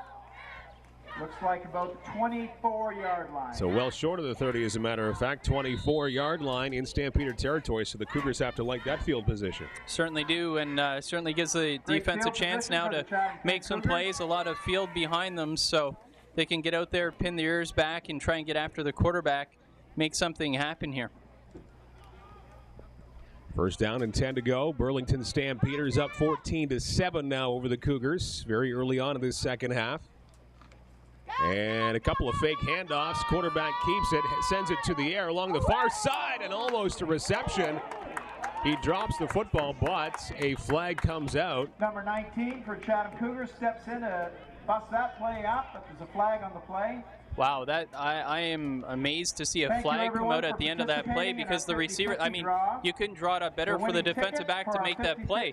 The receiver, the ball hits the receiver's hands, and as soon as the ball does, the defensive back on that side, which was number 19, Nathan McIntyre, makes a terrific play to knock the ball out of his hands. And after that play was made, the flag comes out. We'll have to see what the call is, but it left you with the impression that it was going against the Cougars. And it is. And it is. That's not exactly the best call that I've ever seen. I'll be honest with you. The ball hit the receiver's hands, and then the defensive back played it exactly how he's supposed to. As soon as he sees that receiver's hands go up in the air, he watches for the ball. As soon as the ball gets there, he knocks it out, and that's exactly what the defensive back did. Nathan McIntyre, you can't fault him there. The coach is obviously upset with the referees on that call. So that makes it a 1st and 10 for Burlington, but right off that running play, great job by the Cougars. Big pressure. And that one finished off by number 56 of the Cougars, Josh Schuen. He was coming through like a bull in a china shop there, and a big loss on 1st and 10. Good job by Schuen. A huge hit by Schuen, and we got a player down. I just wonder if that might be the running back that he absolutely engulfed on that play. But Schuen just shoots the gap right up the middle, meets the running back head on, and Schuen wins that battle. Last year we saw that a lot from Schuen. He's known for his big hits. he delivered right there, got that defense amped up again after that tough call that went against the defensive back for the Cougars. They come right back. You like the resiliency from that Cougars defense. Schuin really getting that defense amped up on that hit. Stampeder remains on the ground. The training staff looking after him diligently. You don't know if it was conversation at halftime. You don't know if it was a bit of a break from the heat at halftime, but it looks like this is a really amped up Cougar team, on both sides of the ball, and a different looking team than we saw in the first half overall. And that's Stuart Maxwell, number 18, who was a little shaken up on that play. He's the big play receiver, as we were told by the coaching staff for Burlington. But, yeah, the Cougars, it looks like maybe they just kind of floated through that first half. And I think the second half they just decided, you know what, we can play with this team. Might have been just a confidence thing. And just trailing 14-0 when they knew they had some chances, I think might have woken them up at halftime. Scrambling off to his right and finding a wide open receiver. That's going to be a first down for the Burlington Stamps as he goes out of bounds around midfield. So a first down coming up here for Burlington. If we played 2.5 minutes in this third quarter. And that's a big play for the visitors. Yeah, that's a big catch by Connor Jensen. We've seen Jensen make some big catches in this game. As I said, we were told that Stuart Maxwell was the big play receiver, but really it's Jensen who's come up with the big plays for that receiving core from Burlington. Another nice throw there. I'm really impressed with the arm for Eric Morelli, the quarterback from Burlington. He's really thrown some nice balls today. That was another one. On 1st and 10, they keep it on the ground right up the middle and quite a bit of room to move. That is going to be around a 7-yard pickup for the running back and Aaron Veltri. 3. Burlington keeps it on the ground that time. That's a nice tackle there by number 12 for the Cougars, Kaija, because it looks like if he doesn't make that tackle, the tackle is Veltri could be gone for a big gainer, and we know that this is a pretty balanced attack from Burlington. Veltri, very, very good running back. He's got size and speed. About 1.5 yards to go for the first down, and they're going to get it with some room to move along the left side. Veltri with the call once again. He gets brought down a little past the 40-yard line. Nice tackle by and big plays back-to-back by Aaron Veltri, running back for the Stampeders, and now they're getting into some pretty good field position here in Chatham-Kent area. And that's a smart play by Burlington too. Let's not forget, extremely hot out here today. We're talking over 32 Celsius, 90 Fahrenheit. Don't forget the humidity, obviously, in this region. So it's a hot one out there. If you can pound that ground game, you're going to tire some people out. You're going to be able to run that ball effectively. And when you've got the talent that Aaron Veltri has, that's going to make things tough for your defense. Offense marches along here for Burlington. Back to pass once again, trying to find somebody open and along the near side. And that one intended for Adam Dunnick. That was about a foot over top of his head, out of his reach. So 2nd and 10 coming up here for the Stamps. Congratulations. Yep, Dunnick need to climb the ladder there. Dunnick looks like he comes in about 5'6". Need to be about 6'6" to get to that ball. And that throw just a little bit errant. One of the few passes offline that we've seen from Eric Morelli. So another big play here on D for the Cougars. Trying to shut down the Stampeders right here from the 38-yard line in Chatham-Kent territory. On the shotgun once again, dropping back to pass and hitting the turf. Underthrowing his man just a little bit was Morelli. It's going to be 3rd down from just inside. And that will be 3rd and 10 coming up here, so a big stop for the Cougars. And that ball was intended for the running back, Aaron Veltri. He leaks out of the backfield, just runs right up that left side up the slot position, and it's a timing play, and he turns around. The ball's already in the vicinity, but it was off the mark. Either Veltri ran too far or that pass was off the mark for Morelli. Either way, that pass ball is incomplete. So a big stop there from the Cougars, forcing Burlington to punt here. Punt received around the 50-yard line. It is well up in the air, and that's going to come down close to the goal line. The Cougars will get it and try to return it, but that's going to be very, very deep in their own zone. Looks like around the 5-yard line, if lucky. And so the Cougars will now get on offense, but they're very, very close to their own end zone. Well, that's a good job from Burlington. Nice coverage there. They do the job on offense. Burlington does the Stampeders. They get a couple of first downs. The drive stalls, but they're able to use the field position with that strong kick from Gabriel Ferraro and pin the Cougars deep and make that offense work to try and tie this game up. Obviously, the Cougars came out with the guns ablazing to start this second half, but here on their second position in the second half, they're going to be pinned deep in their own end. And they will start from their own 20 here.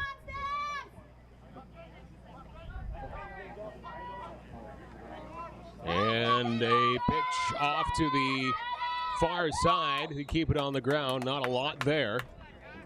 So second down coming up as the Cougars. Pataki has it. Looked like there was some movement there before the snap on the near side here. Looked like the defensive end for Burlington may have jumped, but no flag thrown on that one. So it'll make it 2nd and 10 about.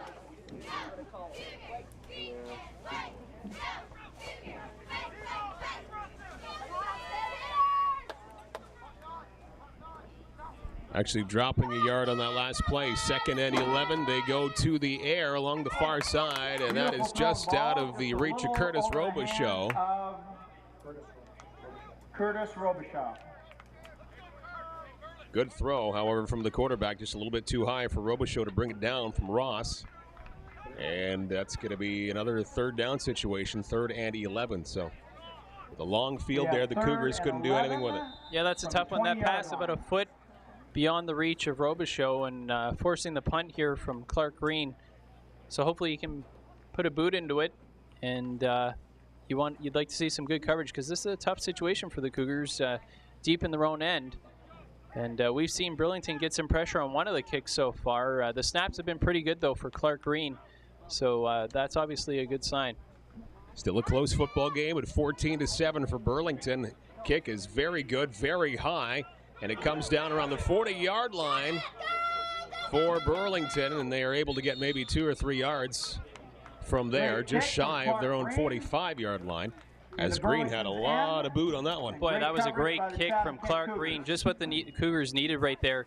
Get out of their own end, get the ball into the Burlington zone. Really, the Cougars had a chance to recover that kick. Looked like the return man actually touched it, but Burlington gets a favorable hop. They're able to grab it and get a couple yards on the return. But again, that big kick from Clark Green gets the Cougars out of trouble and allows the defense to come in here and really have the whole playbook open to them.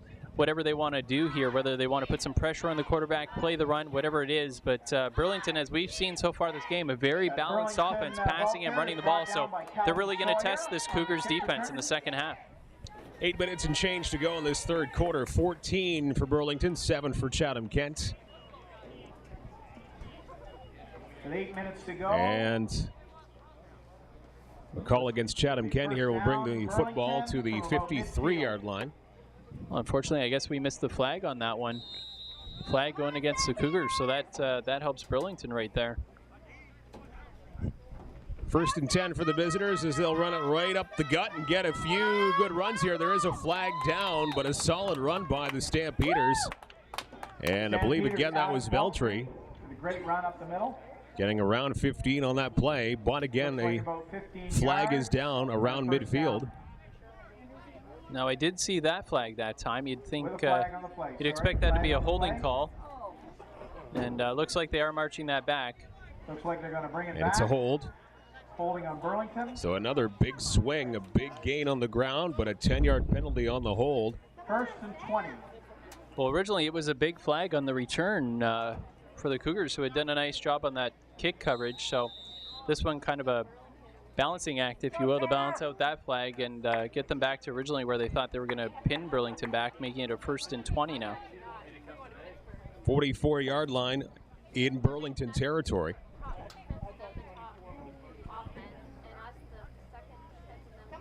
And they elect to keep it on the ground and getting just shy of the 50, maybe a 5-yard run. 4-yard run for Veltri. 4 or 5 yards. It'll be 2nd and 5. Good tackle from Paul Caget there, number 12, to keep that run just about an 8-yard, 7-yard gain. Still the work cut out for the Stampeders here. 2nd down and 15 to go. On the tackle. Fresh off of that 10-yard holding penalty.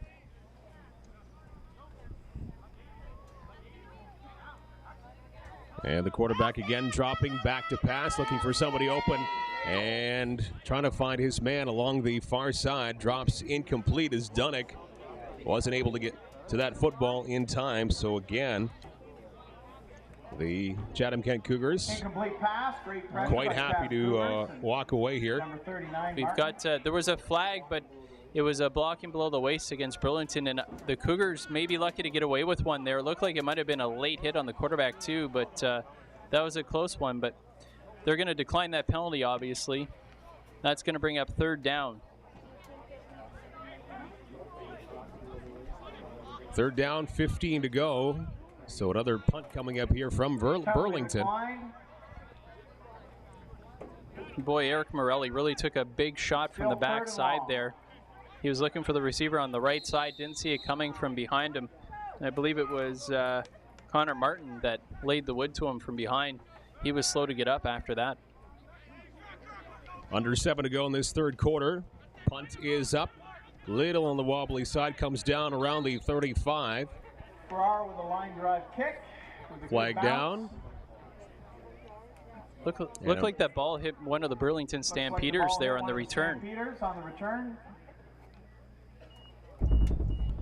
And so the Cougars take over here.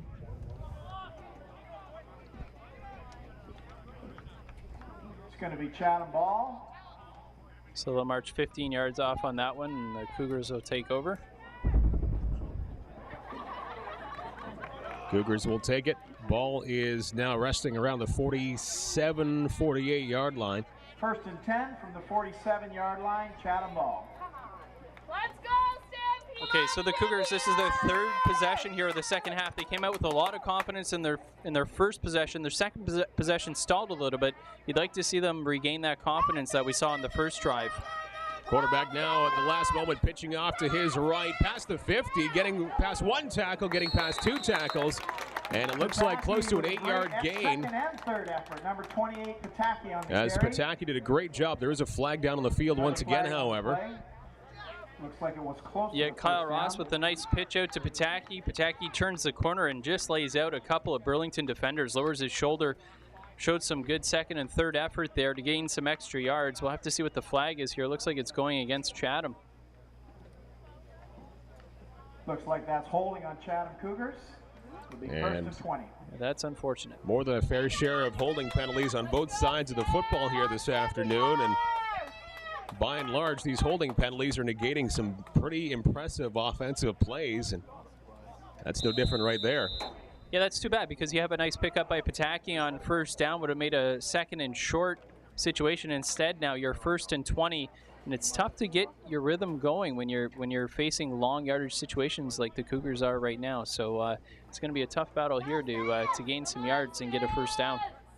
First down and 20. The ball backed up. They go to the air and a completed pass. That was a big one right past midfield up to around the Nice 54-yard completion, line of Burlington. So they needed that in a big way on first and 20. Well, nice job there by Kyle Ross and Curtis Robichaud. It looks like Robichaud was a little bit shaken up there after that one. Robichaud now taking a knee, and the trainer's coming out to take a look at him.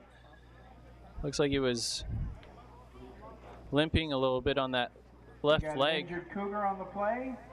Trying to get up and walk it off Just caught himself. that nice And pass.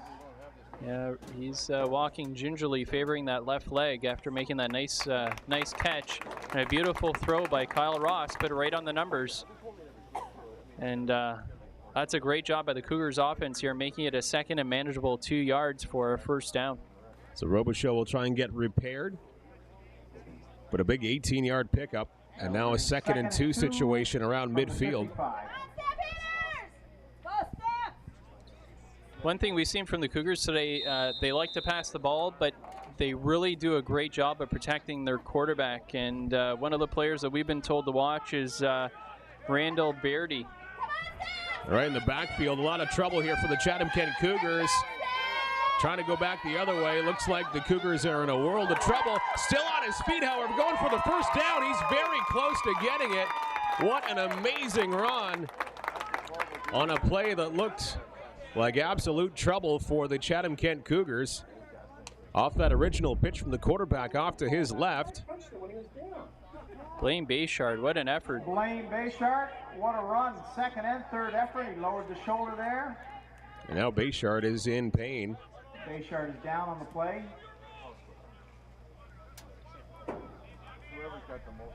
And they're marking that the way they've got that marked right now. The referee's got his foot down. It looks like they're about maybe a foot short of the first down.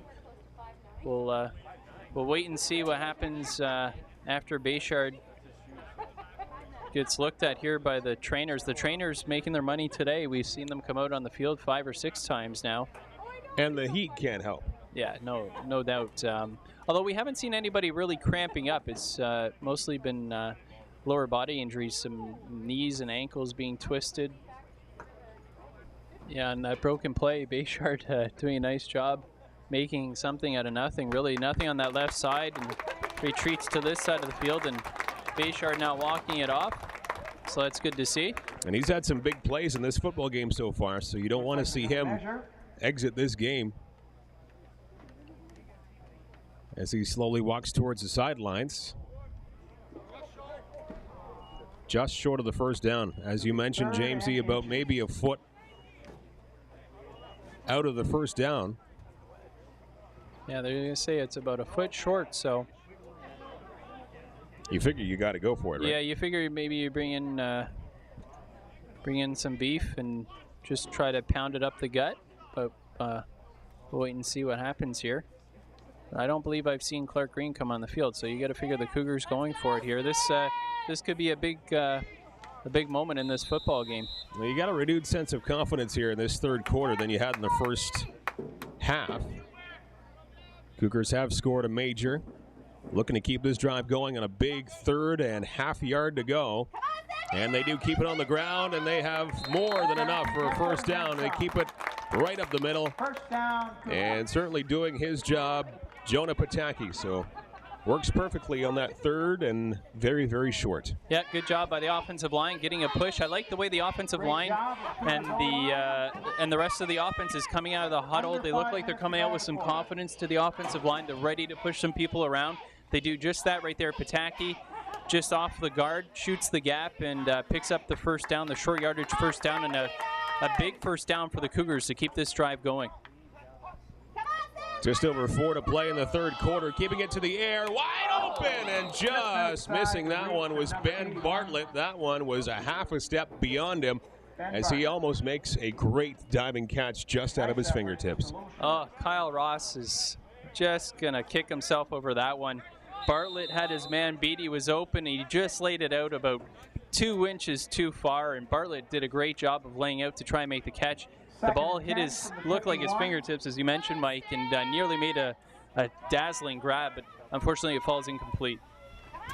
2nd and 10, they'll try it again, remaining in the air, and the pass is caught somehow, as almost triple coverage there by the Burlington Stampeders, but that is a completed pass. Very good job by Lee Purnell, but on the downside, it's about 5 yards short of the first down. Yeah, nice job by Lee Purnell. We've seen him do that. He can catch the ball in traffic. He's a strong guy. He's a big guy, 6'4".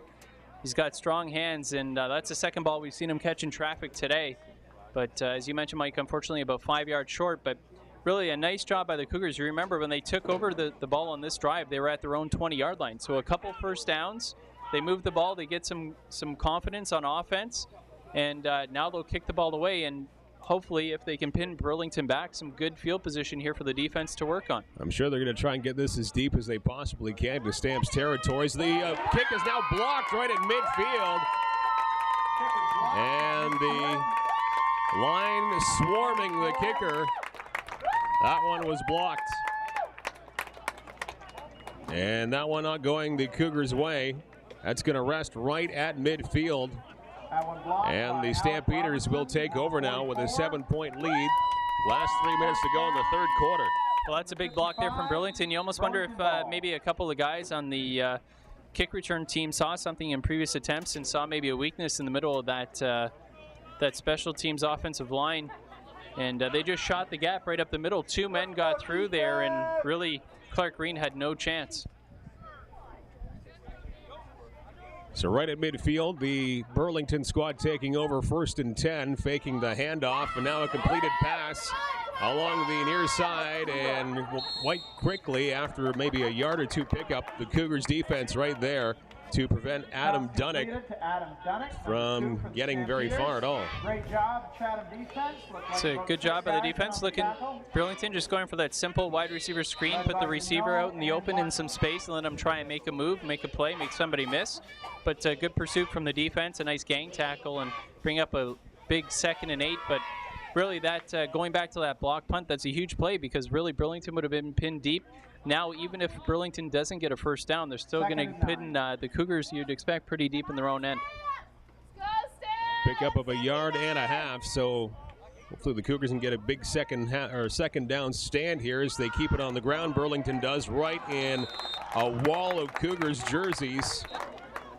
Handing it off on the ground to Nicholas Thune. And Thune unable to get much of anything there. So a 3rd down situation coming up right here. What a great job by Mario Niclario. He just shed his blocker right there and made the tackle. Beautiful job. Just Niclario just completely dominated the offensive line that was assigned to him, threw him down to the ground, and then just swallowed the running back.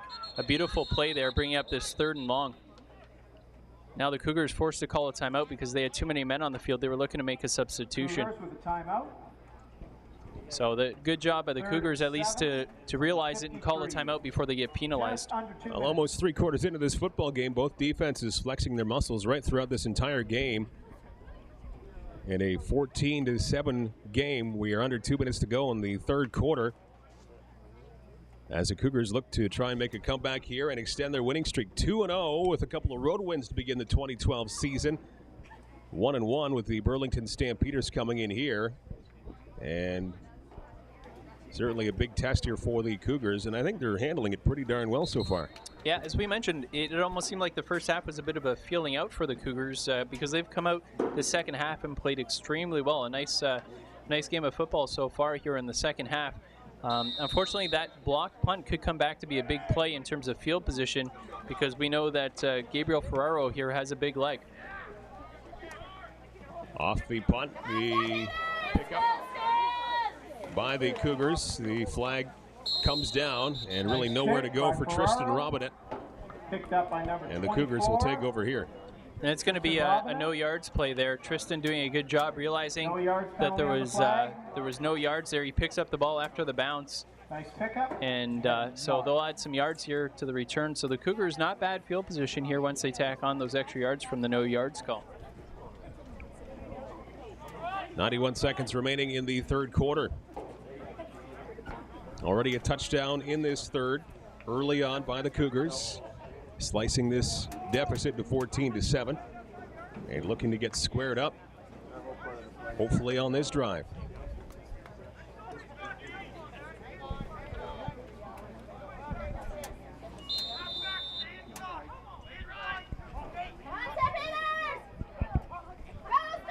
Off the snap, a pass play, and it is complete along the far side, evading one tackle and getting a pretty good pickup here. Nice job by Ben Bartlett. He has had a few good plays on offense, receiving the football today. Ben Bartlett is starting to emerge as a playmaker for the Chatham-Kent Cougars. We're seeing it in this game so far. He had a big kick return.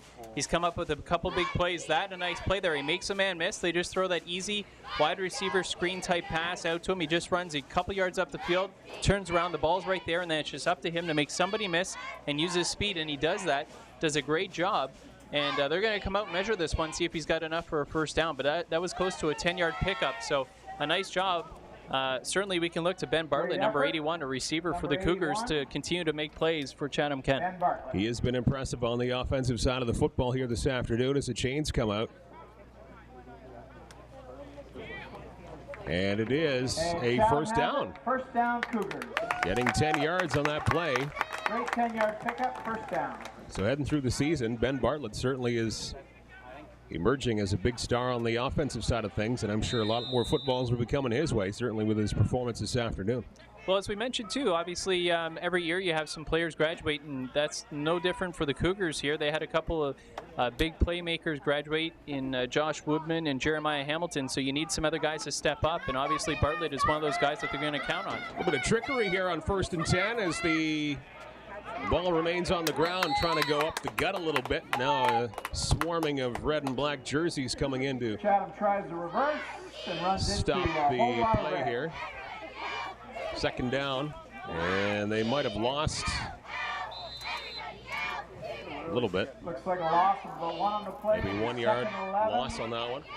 Yeah, the Cougars going for the reverse there, but it looked like it was a bit slow developing and really gave the Burlington defense too much time to react. You really need those trick plays. They need to be quick and clean, and the Cougars just look to be a little bit slow in getting that play executed. This could turn out to be the final play of the 3rd quarter, and a backwards pass, not fooling anybody on the defensive side of the football from Burlington. Getting wrapped up very, very quickly was Cole Herman, and that's going to bring up 3rd and long. And it won't be the final play of the 3rd quarter with a fraction of a second left to go. Yeah, that play that was odd because Kyle Ross almost looked like he pumped once to go to Cole Herman, and then he threw it right after that. The defense was reading the play all along after he pumped once to go to that receiver. I don't know if he maybe wanted to go to somebody else after he had pumped once to go to Cole Herman, but came right back to him, and the defense was right there waiting, and a big loss on that play. And now obviously we have a player that's down for Burlington.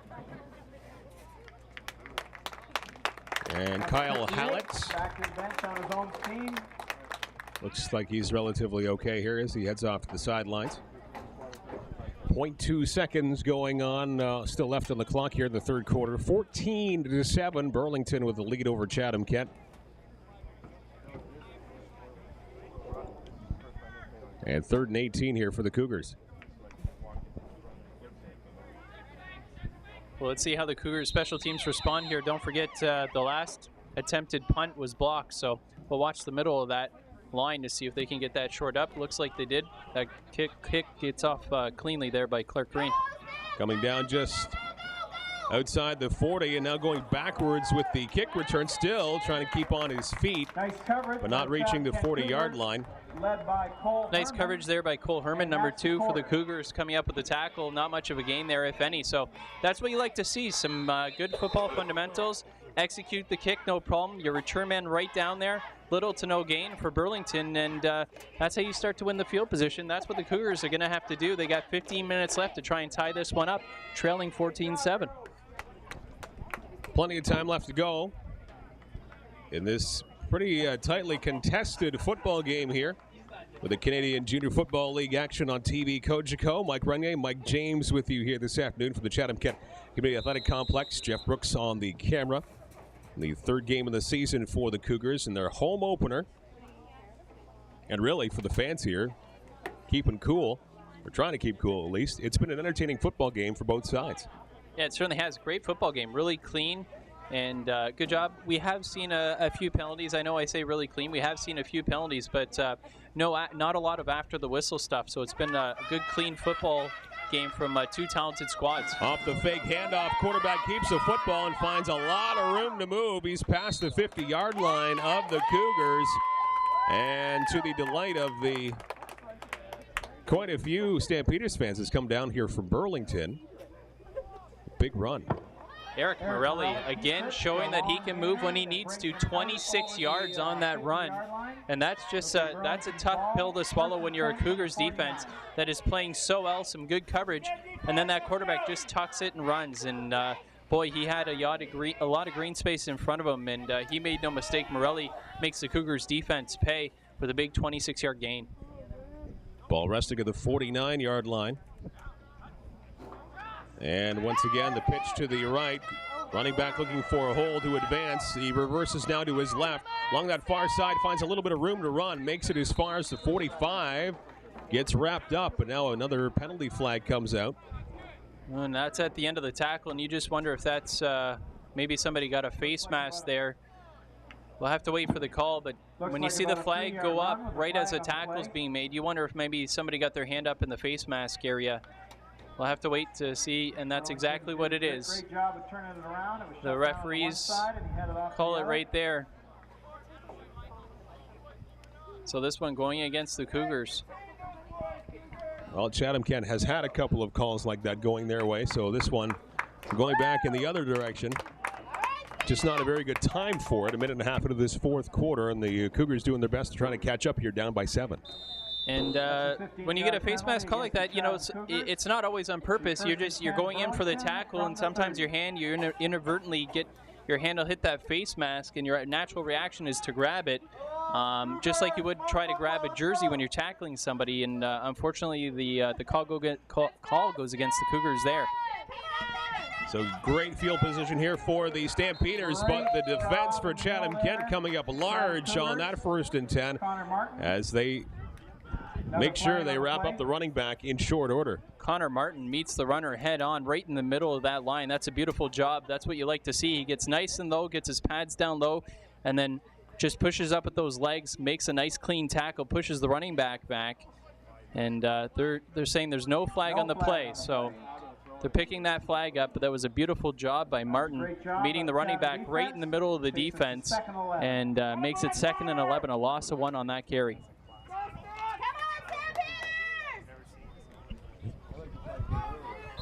So an equally big play here on defense for Chatham-Kent, 31-yard line of the Cougars. Back in the shotgun. Quarterback scrambling a little bit, finds an open receiver along that far side, and now he gets pushed down. Boy, I've really been impressed with Eric Morelli, the quarterback so far. He made it look like he was going to run, get out of the pocket. There was some pressure, but then decided to recock his arm and find a receiver. And that was going to be close to a first down. Mighty close. And see if they're bringing out the chains here to figure it out.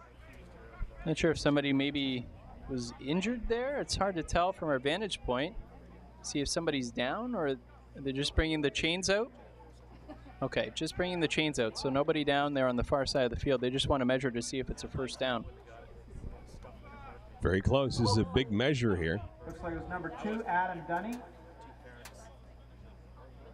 that completed that pass.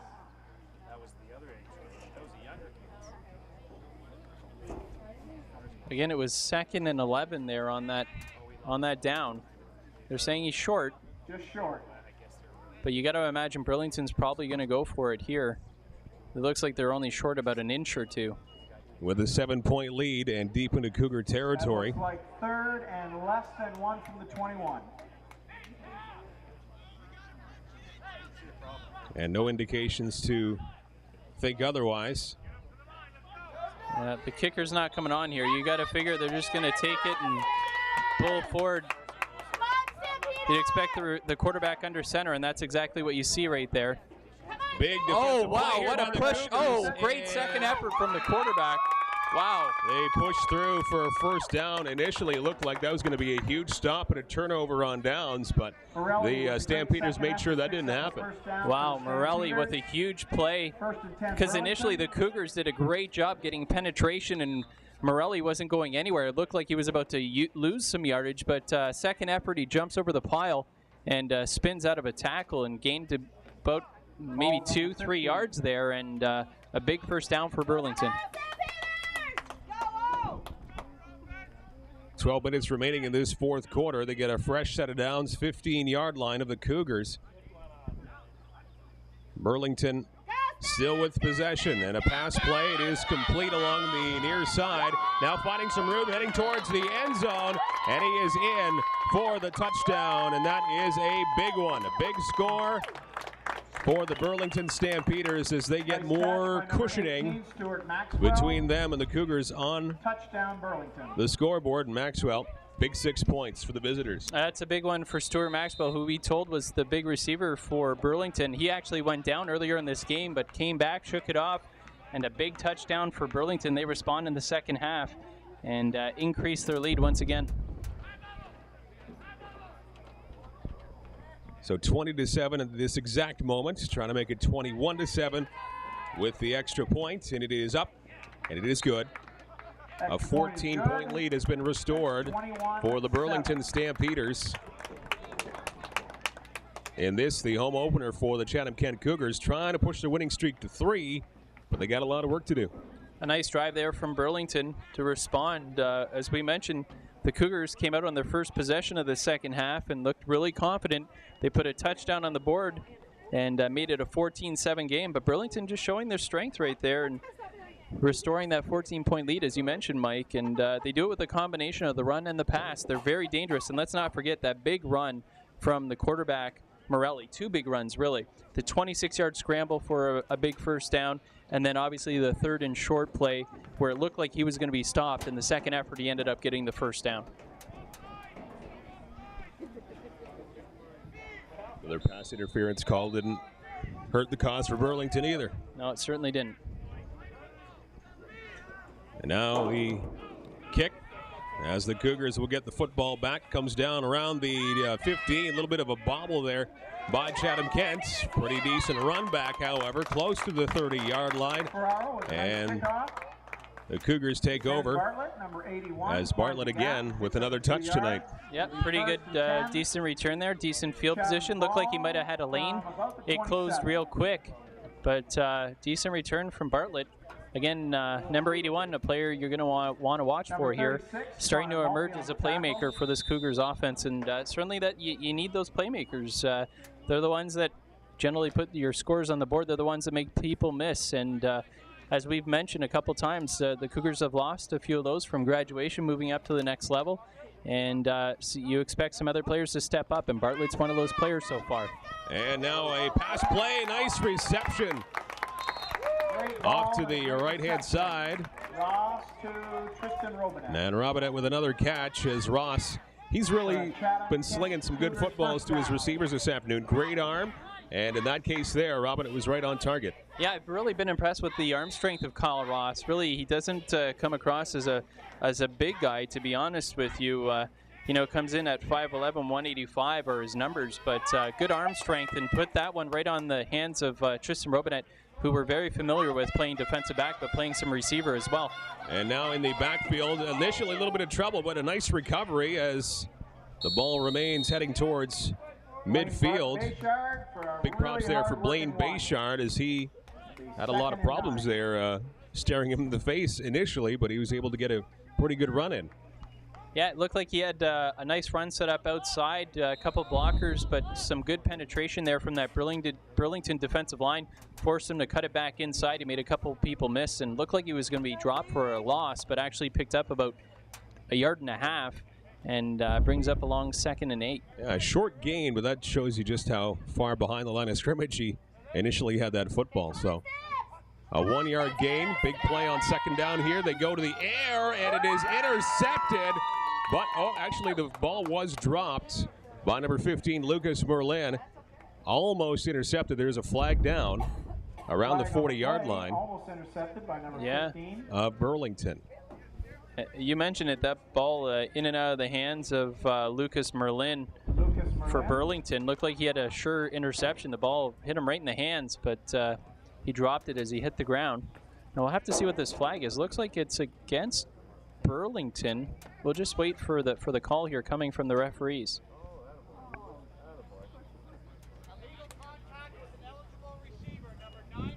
Okay, so it's an illegal contact against number 9 Josh Baird of Burlington against one of the receivers for the Cougars. That'll extend the drive. Fresh set of downs here for the Cougars as we are now with 10 minutes to go in the 4th quarter. And the Cougars would like to get some points on the board quickly. Nice run here by the Cougars as they get past the 40-yard line, it looks like here. Nice job again by Blaine Bayshard. Shaken up a little bit early on in the second half, but he is back in full force, it seems. He hasn't lost a step. And that was a nice hole for him to run through right there, in the middle of the line. A nice job by the offensive lineman to clear that out. He just had a big gaping hole. Could have driven a bus right through that. And Bayshard, as we mentioned, he's not a small guy. Coming in at 6 feet, 207. He gets that momentum going forward. He's going to punish some defenders, and that's exactly what he did there. a nice 10-yard gain and a first down. So the Cougars, they've got something going here now on offense, and they're going to look to close this one within 7 points again. After giving up the touchdown on the last drive for Burlington, finding themselves down by 2 scores once again, so they want to get that back here. Ross in the shotgun. Takes the snap, looks to the air once again, and in very tight coverage. That one was swatted away by Burlington, and again, Blaine Bayshard was the intended target. Boy, that ball hit the defender right in the hands. Really surprised that that didn't get picked off. Well, sometimes that's why you see guys playing defensive back and not receiver. They maybe don't have the best hands. So fortunate there, that ball not intercepted because it did hit the defender right in the hands, but knocked down, and the Cougars offense lives to see another day. 2nd down and 10 once again in the shotgun.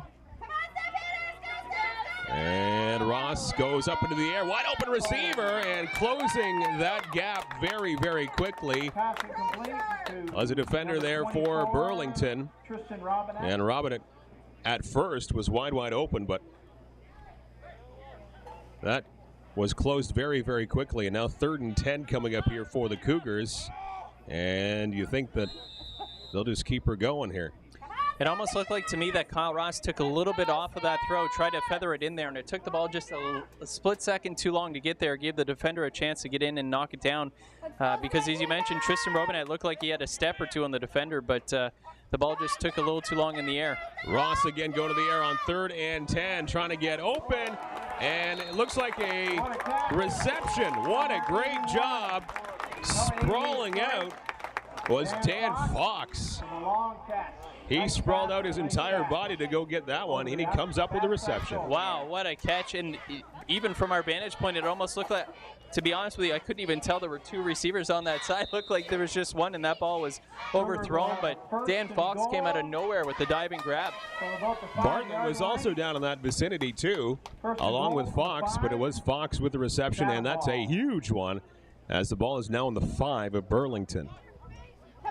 They keep it on the ground, trying to get towards the end zone. He gets one tackle, and it is a touchdown for Chatham-Kent. First down and a touchdown. Touchdown, Chatham. With 7:53 to go in this 4th quarter. We're back to a, well, for the moment, an 8-point football game, pending the extra point to bring the Cougars back to within 7. And Mr. Bayshard again. Blaine Bayshard rumbles into the end zone from about 7 yards out, and a nice job there showing that just because he's got size doesn't mean he doesn't have any speed. He gains the corner and just squeezes inside that pylon for the score. And the Cougars, a nice response to Burlington's touchdown the previous possession. That's what you like to see, your offense not backing down, and they come out with a great drive of their own and hope to close this within 7 points on this extra point. And the kick is up and through. 21-14 now the score. Things once again getting fairly interesting at the Chatham-Kent Community Athletic Complex. The home opener for the Cougars in the varsity realm of things here in the Canadian Junior Football League. Here on TV Cogeco. And back and forth. Entertaining football game. Yeah, we've really seen some good football here today, haven't we, Mike? It's been great. Defense really was the story in that opening half. First and second quarter, both defenses going at it. And things have been opened up a little bit in the 3rd and now the 4th quarter. Yeah, 2 scores there in that. I should say 3 scores really in the 2nd half, if I can get my memory straight. We got you. Yeah. No worries. 2 scores in the 4th quarter, if you will. 1-1. It's hot up here in the booth. It really is. It's a hot one today. Nice kick by the Cougars. Burlington now with a pretty good run back as they get past the 30-yard line and now running into a whole host of bodies in different colored jerseys. 66 from the Chatham Cougars busted up that wedge pretty nicely. Paul Caget comes in down there. Paul Caget comes in to clean that one up, number 12. 7:47 remains in this 4th quarter. 21-14, the Stampeders over the Cougars. 30-yard Cougars line. hanging around, playing some good football in this second half especially. Trying to win in front of their home fans in this home opener. Coming in 2-0, 1-1. Current record for Burlington. And this right now to this point is the biggest drive for the Chatham-Kent Cougars defense to try to put a stop to. Quarterback goes to the air looking for his receiver downfield, and that was over everybody's head. Great coverage. We have two As Chatham-Kent Cougars deep. Morelli just a little bit too much on that and throw. Tanner Emery, nice job. Great job by Tristan Robinette playing that ball deep. He wasn't fooled at all.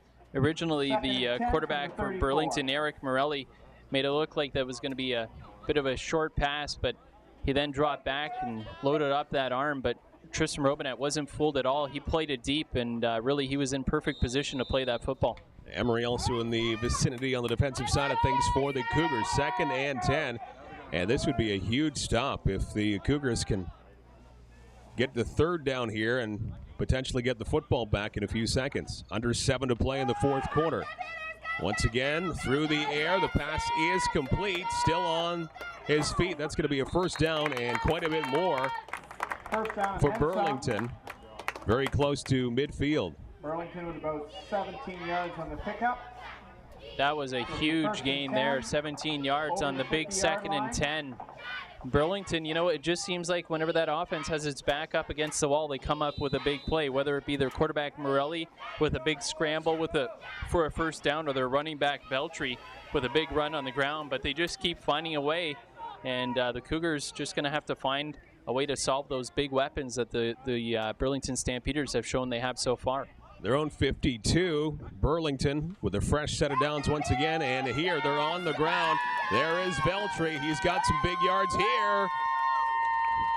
And more than enough for a first down. Another flag pops up. Sorry, Aaron Beltry. And this might be against the defense here against Chatham-Kent, making matters worse. We'll get the official call.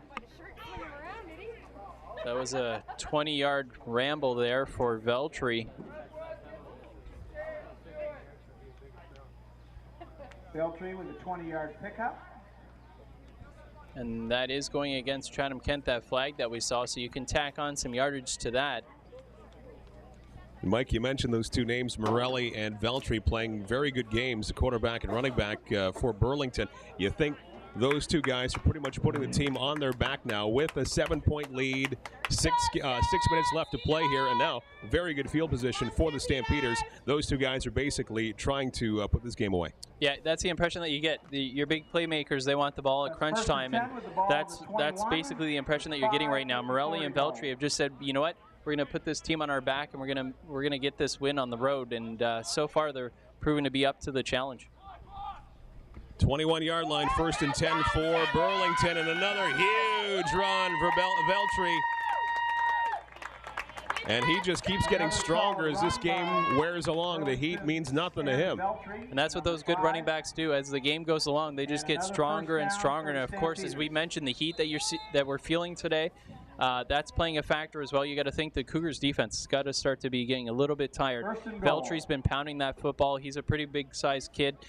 You know, continuous pounding from him and the offensive line, it's going to wear you down, and that's probably a little bit of what you're seeing right now. Now 1st and goal from the 8-yard line of the Cougars, and a pass play intercepted by the Cougars, and not a lot of resistance in front of them. This could be a run back for a touchdown for the Chatham-Kent Cougars, and Frappier goes for the 7 points. That is huge. Eric Frappier with the interception. Intercepted on the 3-yard line. Taken all the way to Eric Frappier has just changed the complexion of this game. Whoa! I believe in his own end zone, or very close to it, takes the football and goes completely the length of the football field. Right when we're thinking shaky times for the Cougars late in this football game, Frappier grabs it on the defense and rumbles down the field. I don't want to say rumbles. He's got some fairly good speed. But now with an extra point here, this thing's tied, Michael. That's right. And, you know, I'd hate to say it, but we have had one point after that hasn't been converted, and the last one that was kicked was a little bit low, so nothing's ever automatic. Did we jinx this thing? No, we didn't. That's good. No, we didn't. Nice kick. We're tied at 21. And the point is good. What a turn of events. What a football game 113-yard return here at the Athletic Complex for the in Chatham this afternoon. 21-all. We're just getting the official announcement. 113 yards for Eric Frappier on the interception return. As you mentioned, just when it looked like maybe Burlington was going to put the nail in the coffin to go up 2 scores late in this fourth quarter, Eric Frappier comes up with the interception on the Eric Morelli pass, and Frappier, number 84, rumbles isn't the right term. He speeds in. Yes. He speeds 113 yards down the field, 3 yards deep into his own end zone. Turn the Jets on, and it's unbelievable how the complexion of a game or the feel of a game can change in seconds. Well, it's still, again, though, it's going to be up to the Cougars defense. Now, it's just a tie game with 4:48 to go. So, again, the Burlington offense is going to get the football with a chance to redeem themselves. It's going to be up to the Cougars defense to step up. Still a lot of football left to go here. Over 4.5 to play. Ball comes down around the 40-yard line of the Burlington club. Short kick. And good job on the coverage by the Cougars to not have much of a return. 59, short kick there. So that Cougars defense that we said looked to be a little bit gassed after Burlington just continued to slash them for yards before driving down to far in the Cougars zone on the Cougars side of the field. They're coming back out here, and they're going to have to contend with Morelli and Veltri once again. You can expect a heavy dose of those two. You know they're going to come at you. They're the skilled players for Burlington. But the D here for the Cougars have to be pretty jacked up after they were able to snuff one out of their own end zone. Oh, that's right. And Frappier, 113-yard interception for a touchdown. And we're tied at 21. 4:13 left to go on the clock in the fourth quarter. And there's a flag there. It's going against Burlington. The time count. Delay of game there. Burlington penalty will make it 1st and 15 from the 34. Just when things were humming along here for Burlington about 5 minutes ago. It's not been a fun 5 minutes since. Now they keep it on the ground and wrapping up the running back. Good job by the Cougars. Great tackle. Not allowing Veltri to get much at all. Wow, great job by Purnell there. Sheds the tackle on that side, on the near side here, and just swallows up the running back. Great job. That's what you need. You need a couple players to step up here and make some big plays on that running back, Veltri. Now you got to contend with Morelli. You got to figure they're going to put the ball in Eric Morelli's hands, the quarterback, and let him make a play either with his arm or with his feet. Let's go, Stan! 3.5 to play in the fourth quarter. Faking the handoff and now trying to get a pass away. That wasn't too far away from getting intercepted right there. Now 3rd and long coming up. 3rd down and 11 with 3:33 to go in this fourth quarter. Connor Martin. And the Cougars will get the ball back here. Boy, that was a great job. That was exactly what the Cougars needed, some pressure on the quarterback, and it was Connor Martin. Right after that ball got snapped, he got into the backfield, didn't let Morelli set his feet, and forced him to make an errant pass. Now the Burlington Stampeders forced to punt this ball away, and the Cougars are going to have a chance here with 3:23 and counting to take their first lead of this game. Nice snap. Nice kick. Good kick by Burlington, and a little bit of a juggle there by the Cougars, but a good job by Fox to recover and fall on that football. And that's the main thing, just keep possession if you're the Cougars, and Fox is able to do that. Yeah, you definitely like to see a return, but the last thing you want to see is a turnover. He does the right thing, jumps on the ball, and live to see another day. Give the offense a chance to put something together here and try and drive the length of this field. Well, they have a world of time, 3:10 to go in this fourth quarter. 21-21. Cougars are racing a 14-point deficit here in this fourth quarter. Here's Ross in a lot of trouble. He gets wrapped up by the D of Burlington for a substantial loss. Quarterback sack bringing up second and long. That was a big sack there from Joel Chapman for the Burlington Stampeders when they needed a big play. They just got one, and it's second and long now, 2nd and 15 for the Cougars. Inside their own end. This is where you need your playmakers to step up. We'll see who emerges here for the Cougars. Out of the shotgun, Ross with it once again. He keeps it himself, trying to get some yardage. And he'll get around 5 or thereabouts. Ross has to keep it himself.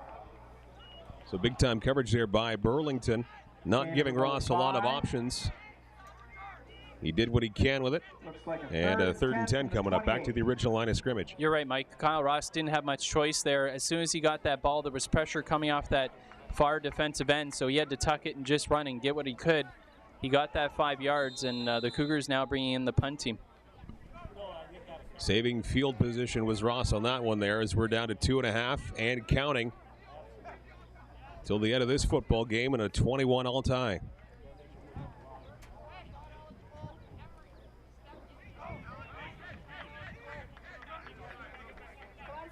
Let's go, Stans! Give the pressure! Punt is up.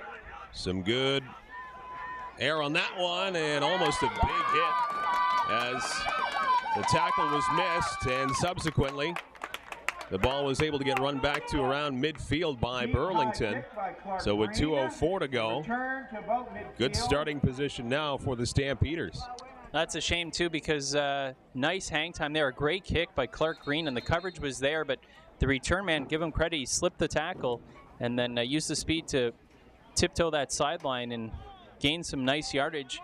And Burlington's going to start here with great field position on the 50-yard line, on their own 50. But as we mentioned, Gabriel Ferraro, number 1 for Burlington, one of the top kickers in Ontario.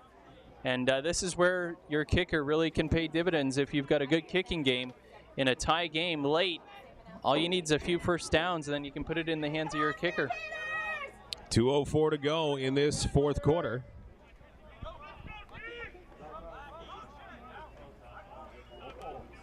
And they'll keep it on the ground, keeping his footing along that far side, but still not getting a lot of yardage at all.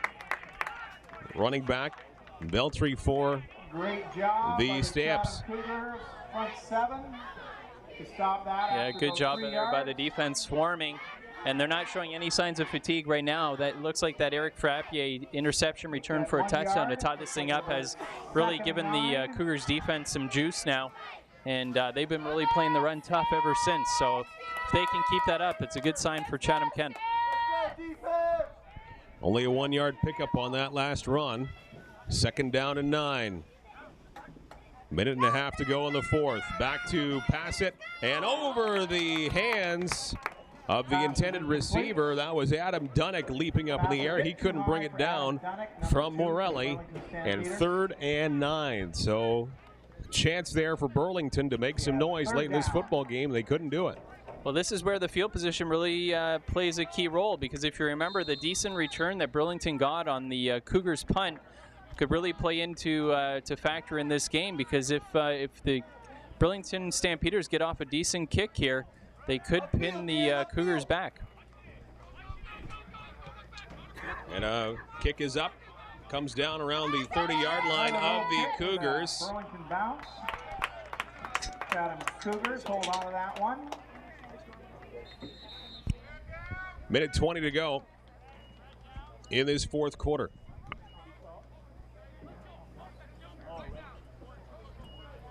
Well, that's a good job by the return men there for the Cougars, getting some decent field position. And this is a big possession here, a minute 20 to go.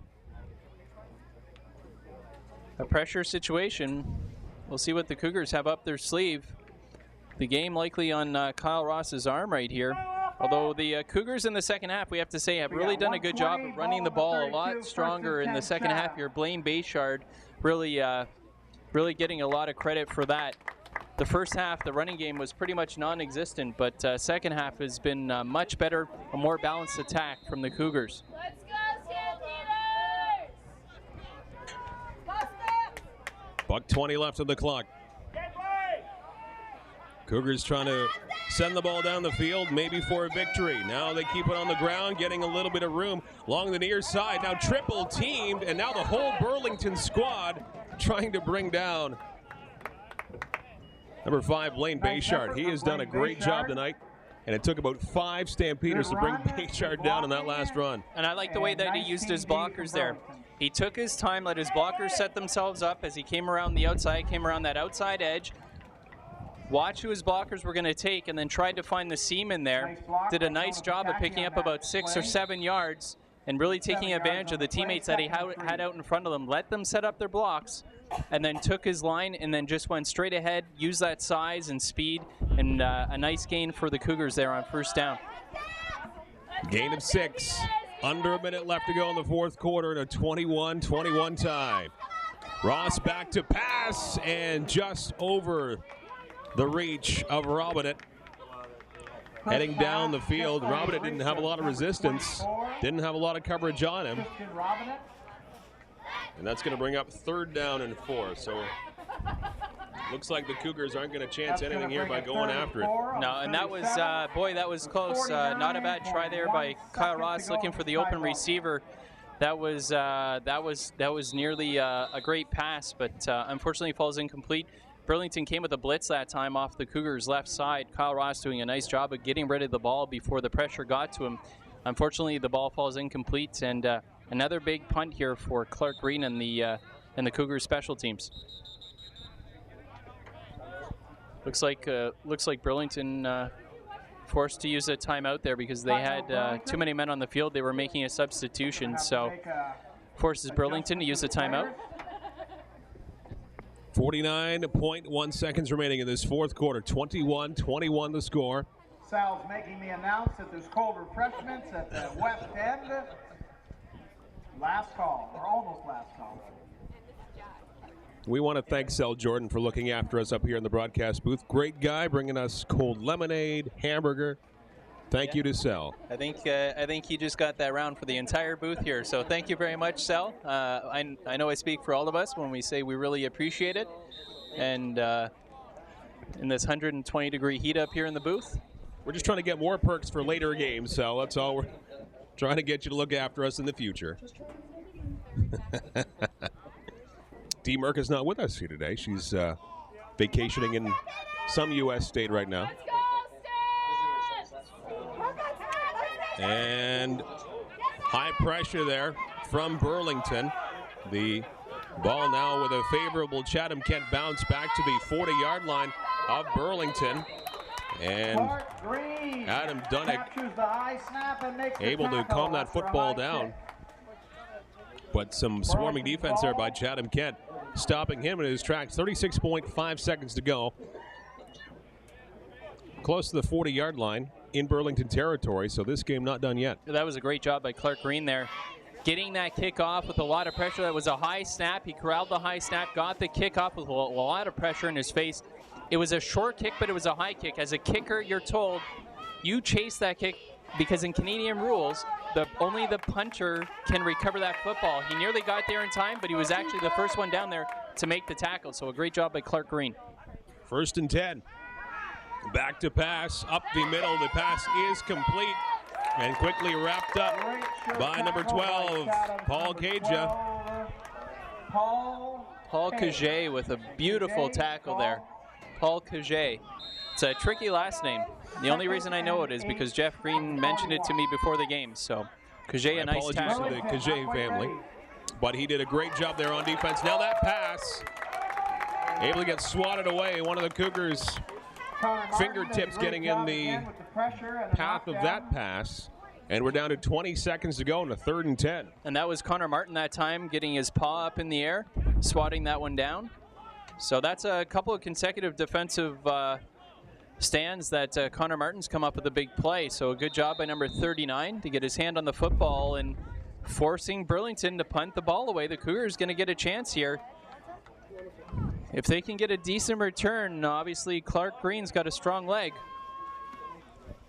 And not the greatest of kicks from Burlington, as a matter of fact, as it gets around the 40-yard line. Flag down. Flag down on the play. Dan Fox on the return. That might have hit one of the Burlington players on the way. That was a low dribbler.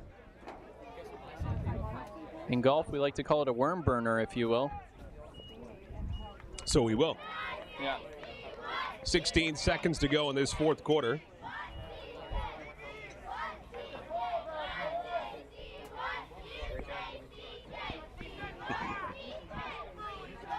Sells a heck of a guy. Don't you agree? I certainly agree. Yeah. Just because. Chatham's ball. That was not sure what the call was there, though. They're going to say... Chatham. Oh, they're moving it back a bit. I believe they're going to say that hit one of the Burlington players. May have hit So one with of the 16 Burlington seconds left, 16 seconds left. the Cougars get the ball here. In the fourth quarter. First and 10. For the tie game. We'll see if they can have a couple of quick plays here to at least try for three. Ross on the pass and just out of the reach. Blaine Bayshard, he just had it off of his fingertips and it falls incomplete. Just incomplete to Blaine Bayshard. We're down to 11.6 ticks on the clock here in the fourth. What a football game. We have seen a great game here today. Tremendous game. Great second half here for the Cougars. First half, they just didn't look to be into it like they've been in the second half. They came out fired up, scored on their first possession, and they've looked really strong here in the second half. Really something positive to build on, no doubt. Down by as much as 14 on two different occasions. We're now tied, and now going down the field, just out of the reach of number 81, Ben Bartlett. He could have come up with the biggest catch of the game. He has had a great game as it is, but Bartlett just was maybe a step behind that one. Yeah, really, that was, boy, maybe a foot out of the reach of his hands. I mean, it nearly went through his hands. Boy, I'm really impressed with the arm on Kyle Ross. That was a beautifully thrown ball. He's really thrown the ball well. Really nice tight spirals, and really been impressed with his game so far. And Ben Bartlett really nearly came up with a massive play there for the Cougars. Brings up a big third down.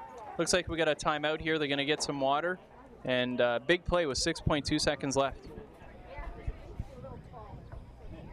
Interesting, too, I'm just taking a look at the field to see if Clark Green's come out to punt the ball. It doesn't look like I've seen him come out yet, but we'll have to wait and see what happens here. It is third down. See what the call is here after the timeout. 6.2 seconds to go in this fourth quarter. Assistants, trainers had a busy night tonight.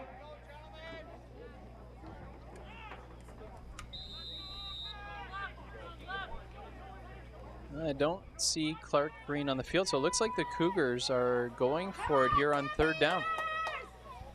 Looks like Cougars are going on third down. Gutsy call here.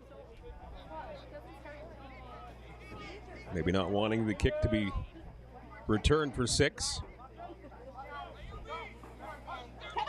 And now on 3rd and 10, here's Kyle Ross airing it out along that far side and just getting knocked away from the intended receiver Fox at the last moment. Still with 0.5 seconds to go on the clock here in the fourth quarter. There's a flag on the ground. Flag on the ground. And I believe it's against Burlington. 0.5 seconds to go.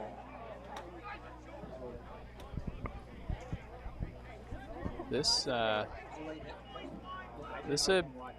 is a big play here. Oh, we got another flag. Another flag just been thrown. And I believe this one's going to go against the Burlington coaching staff for yelling at the referees. Flag on the play. Boy, this is really a big turn of events here. We'll have to wait for the call from the referees, but I know the coaching staff over on the Burlington side of the field wasn't happy with the original call.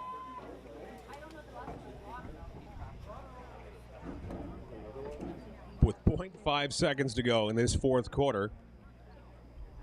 We'll get the call here from the referee coming up. This is going to be around the 40-yard line of Burlington as the Stamps got penalized twice.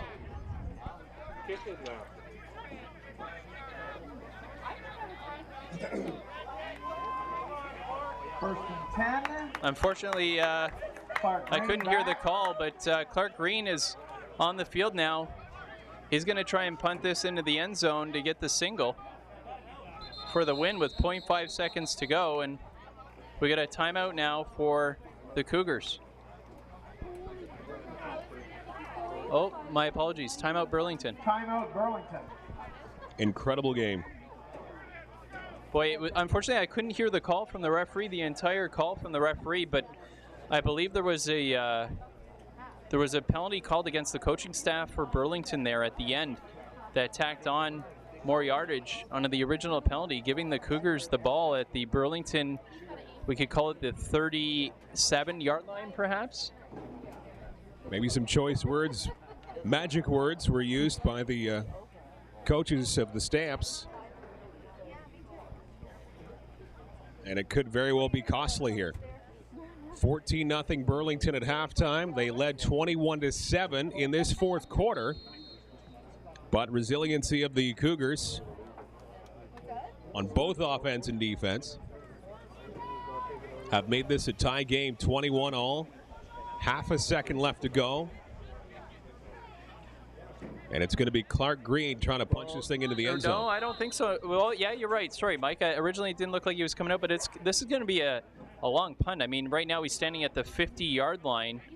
This is going to be a tough one to make. The wind is blowing north-south, so it won't be blowing into it. He's going to put all of his might into this kick.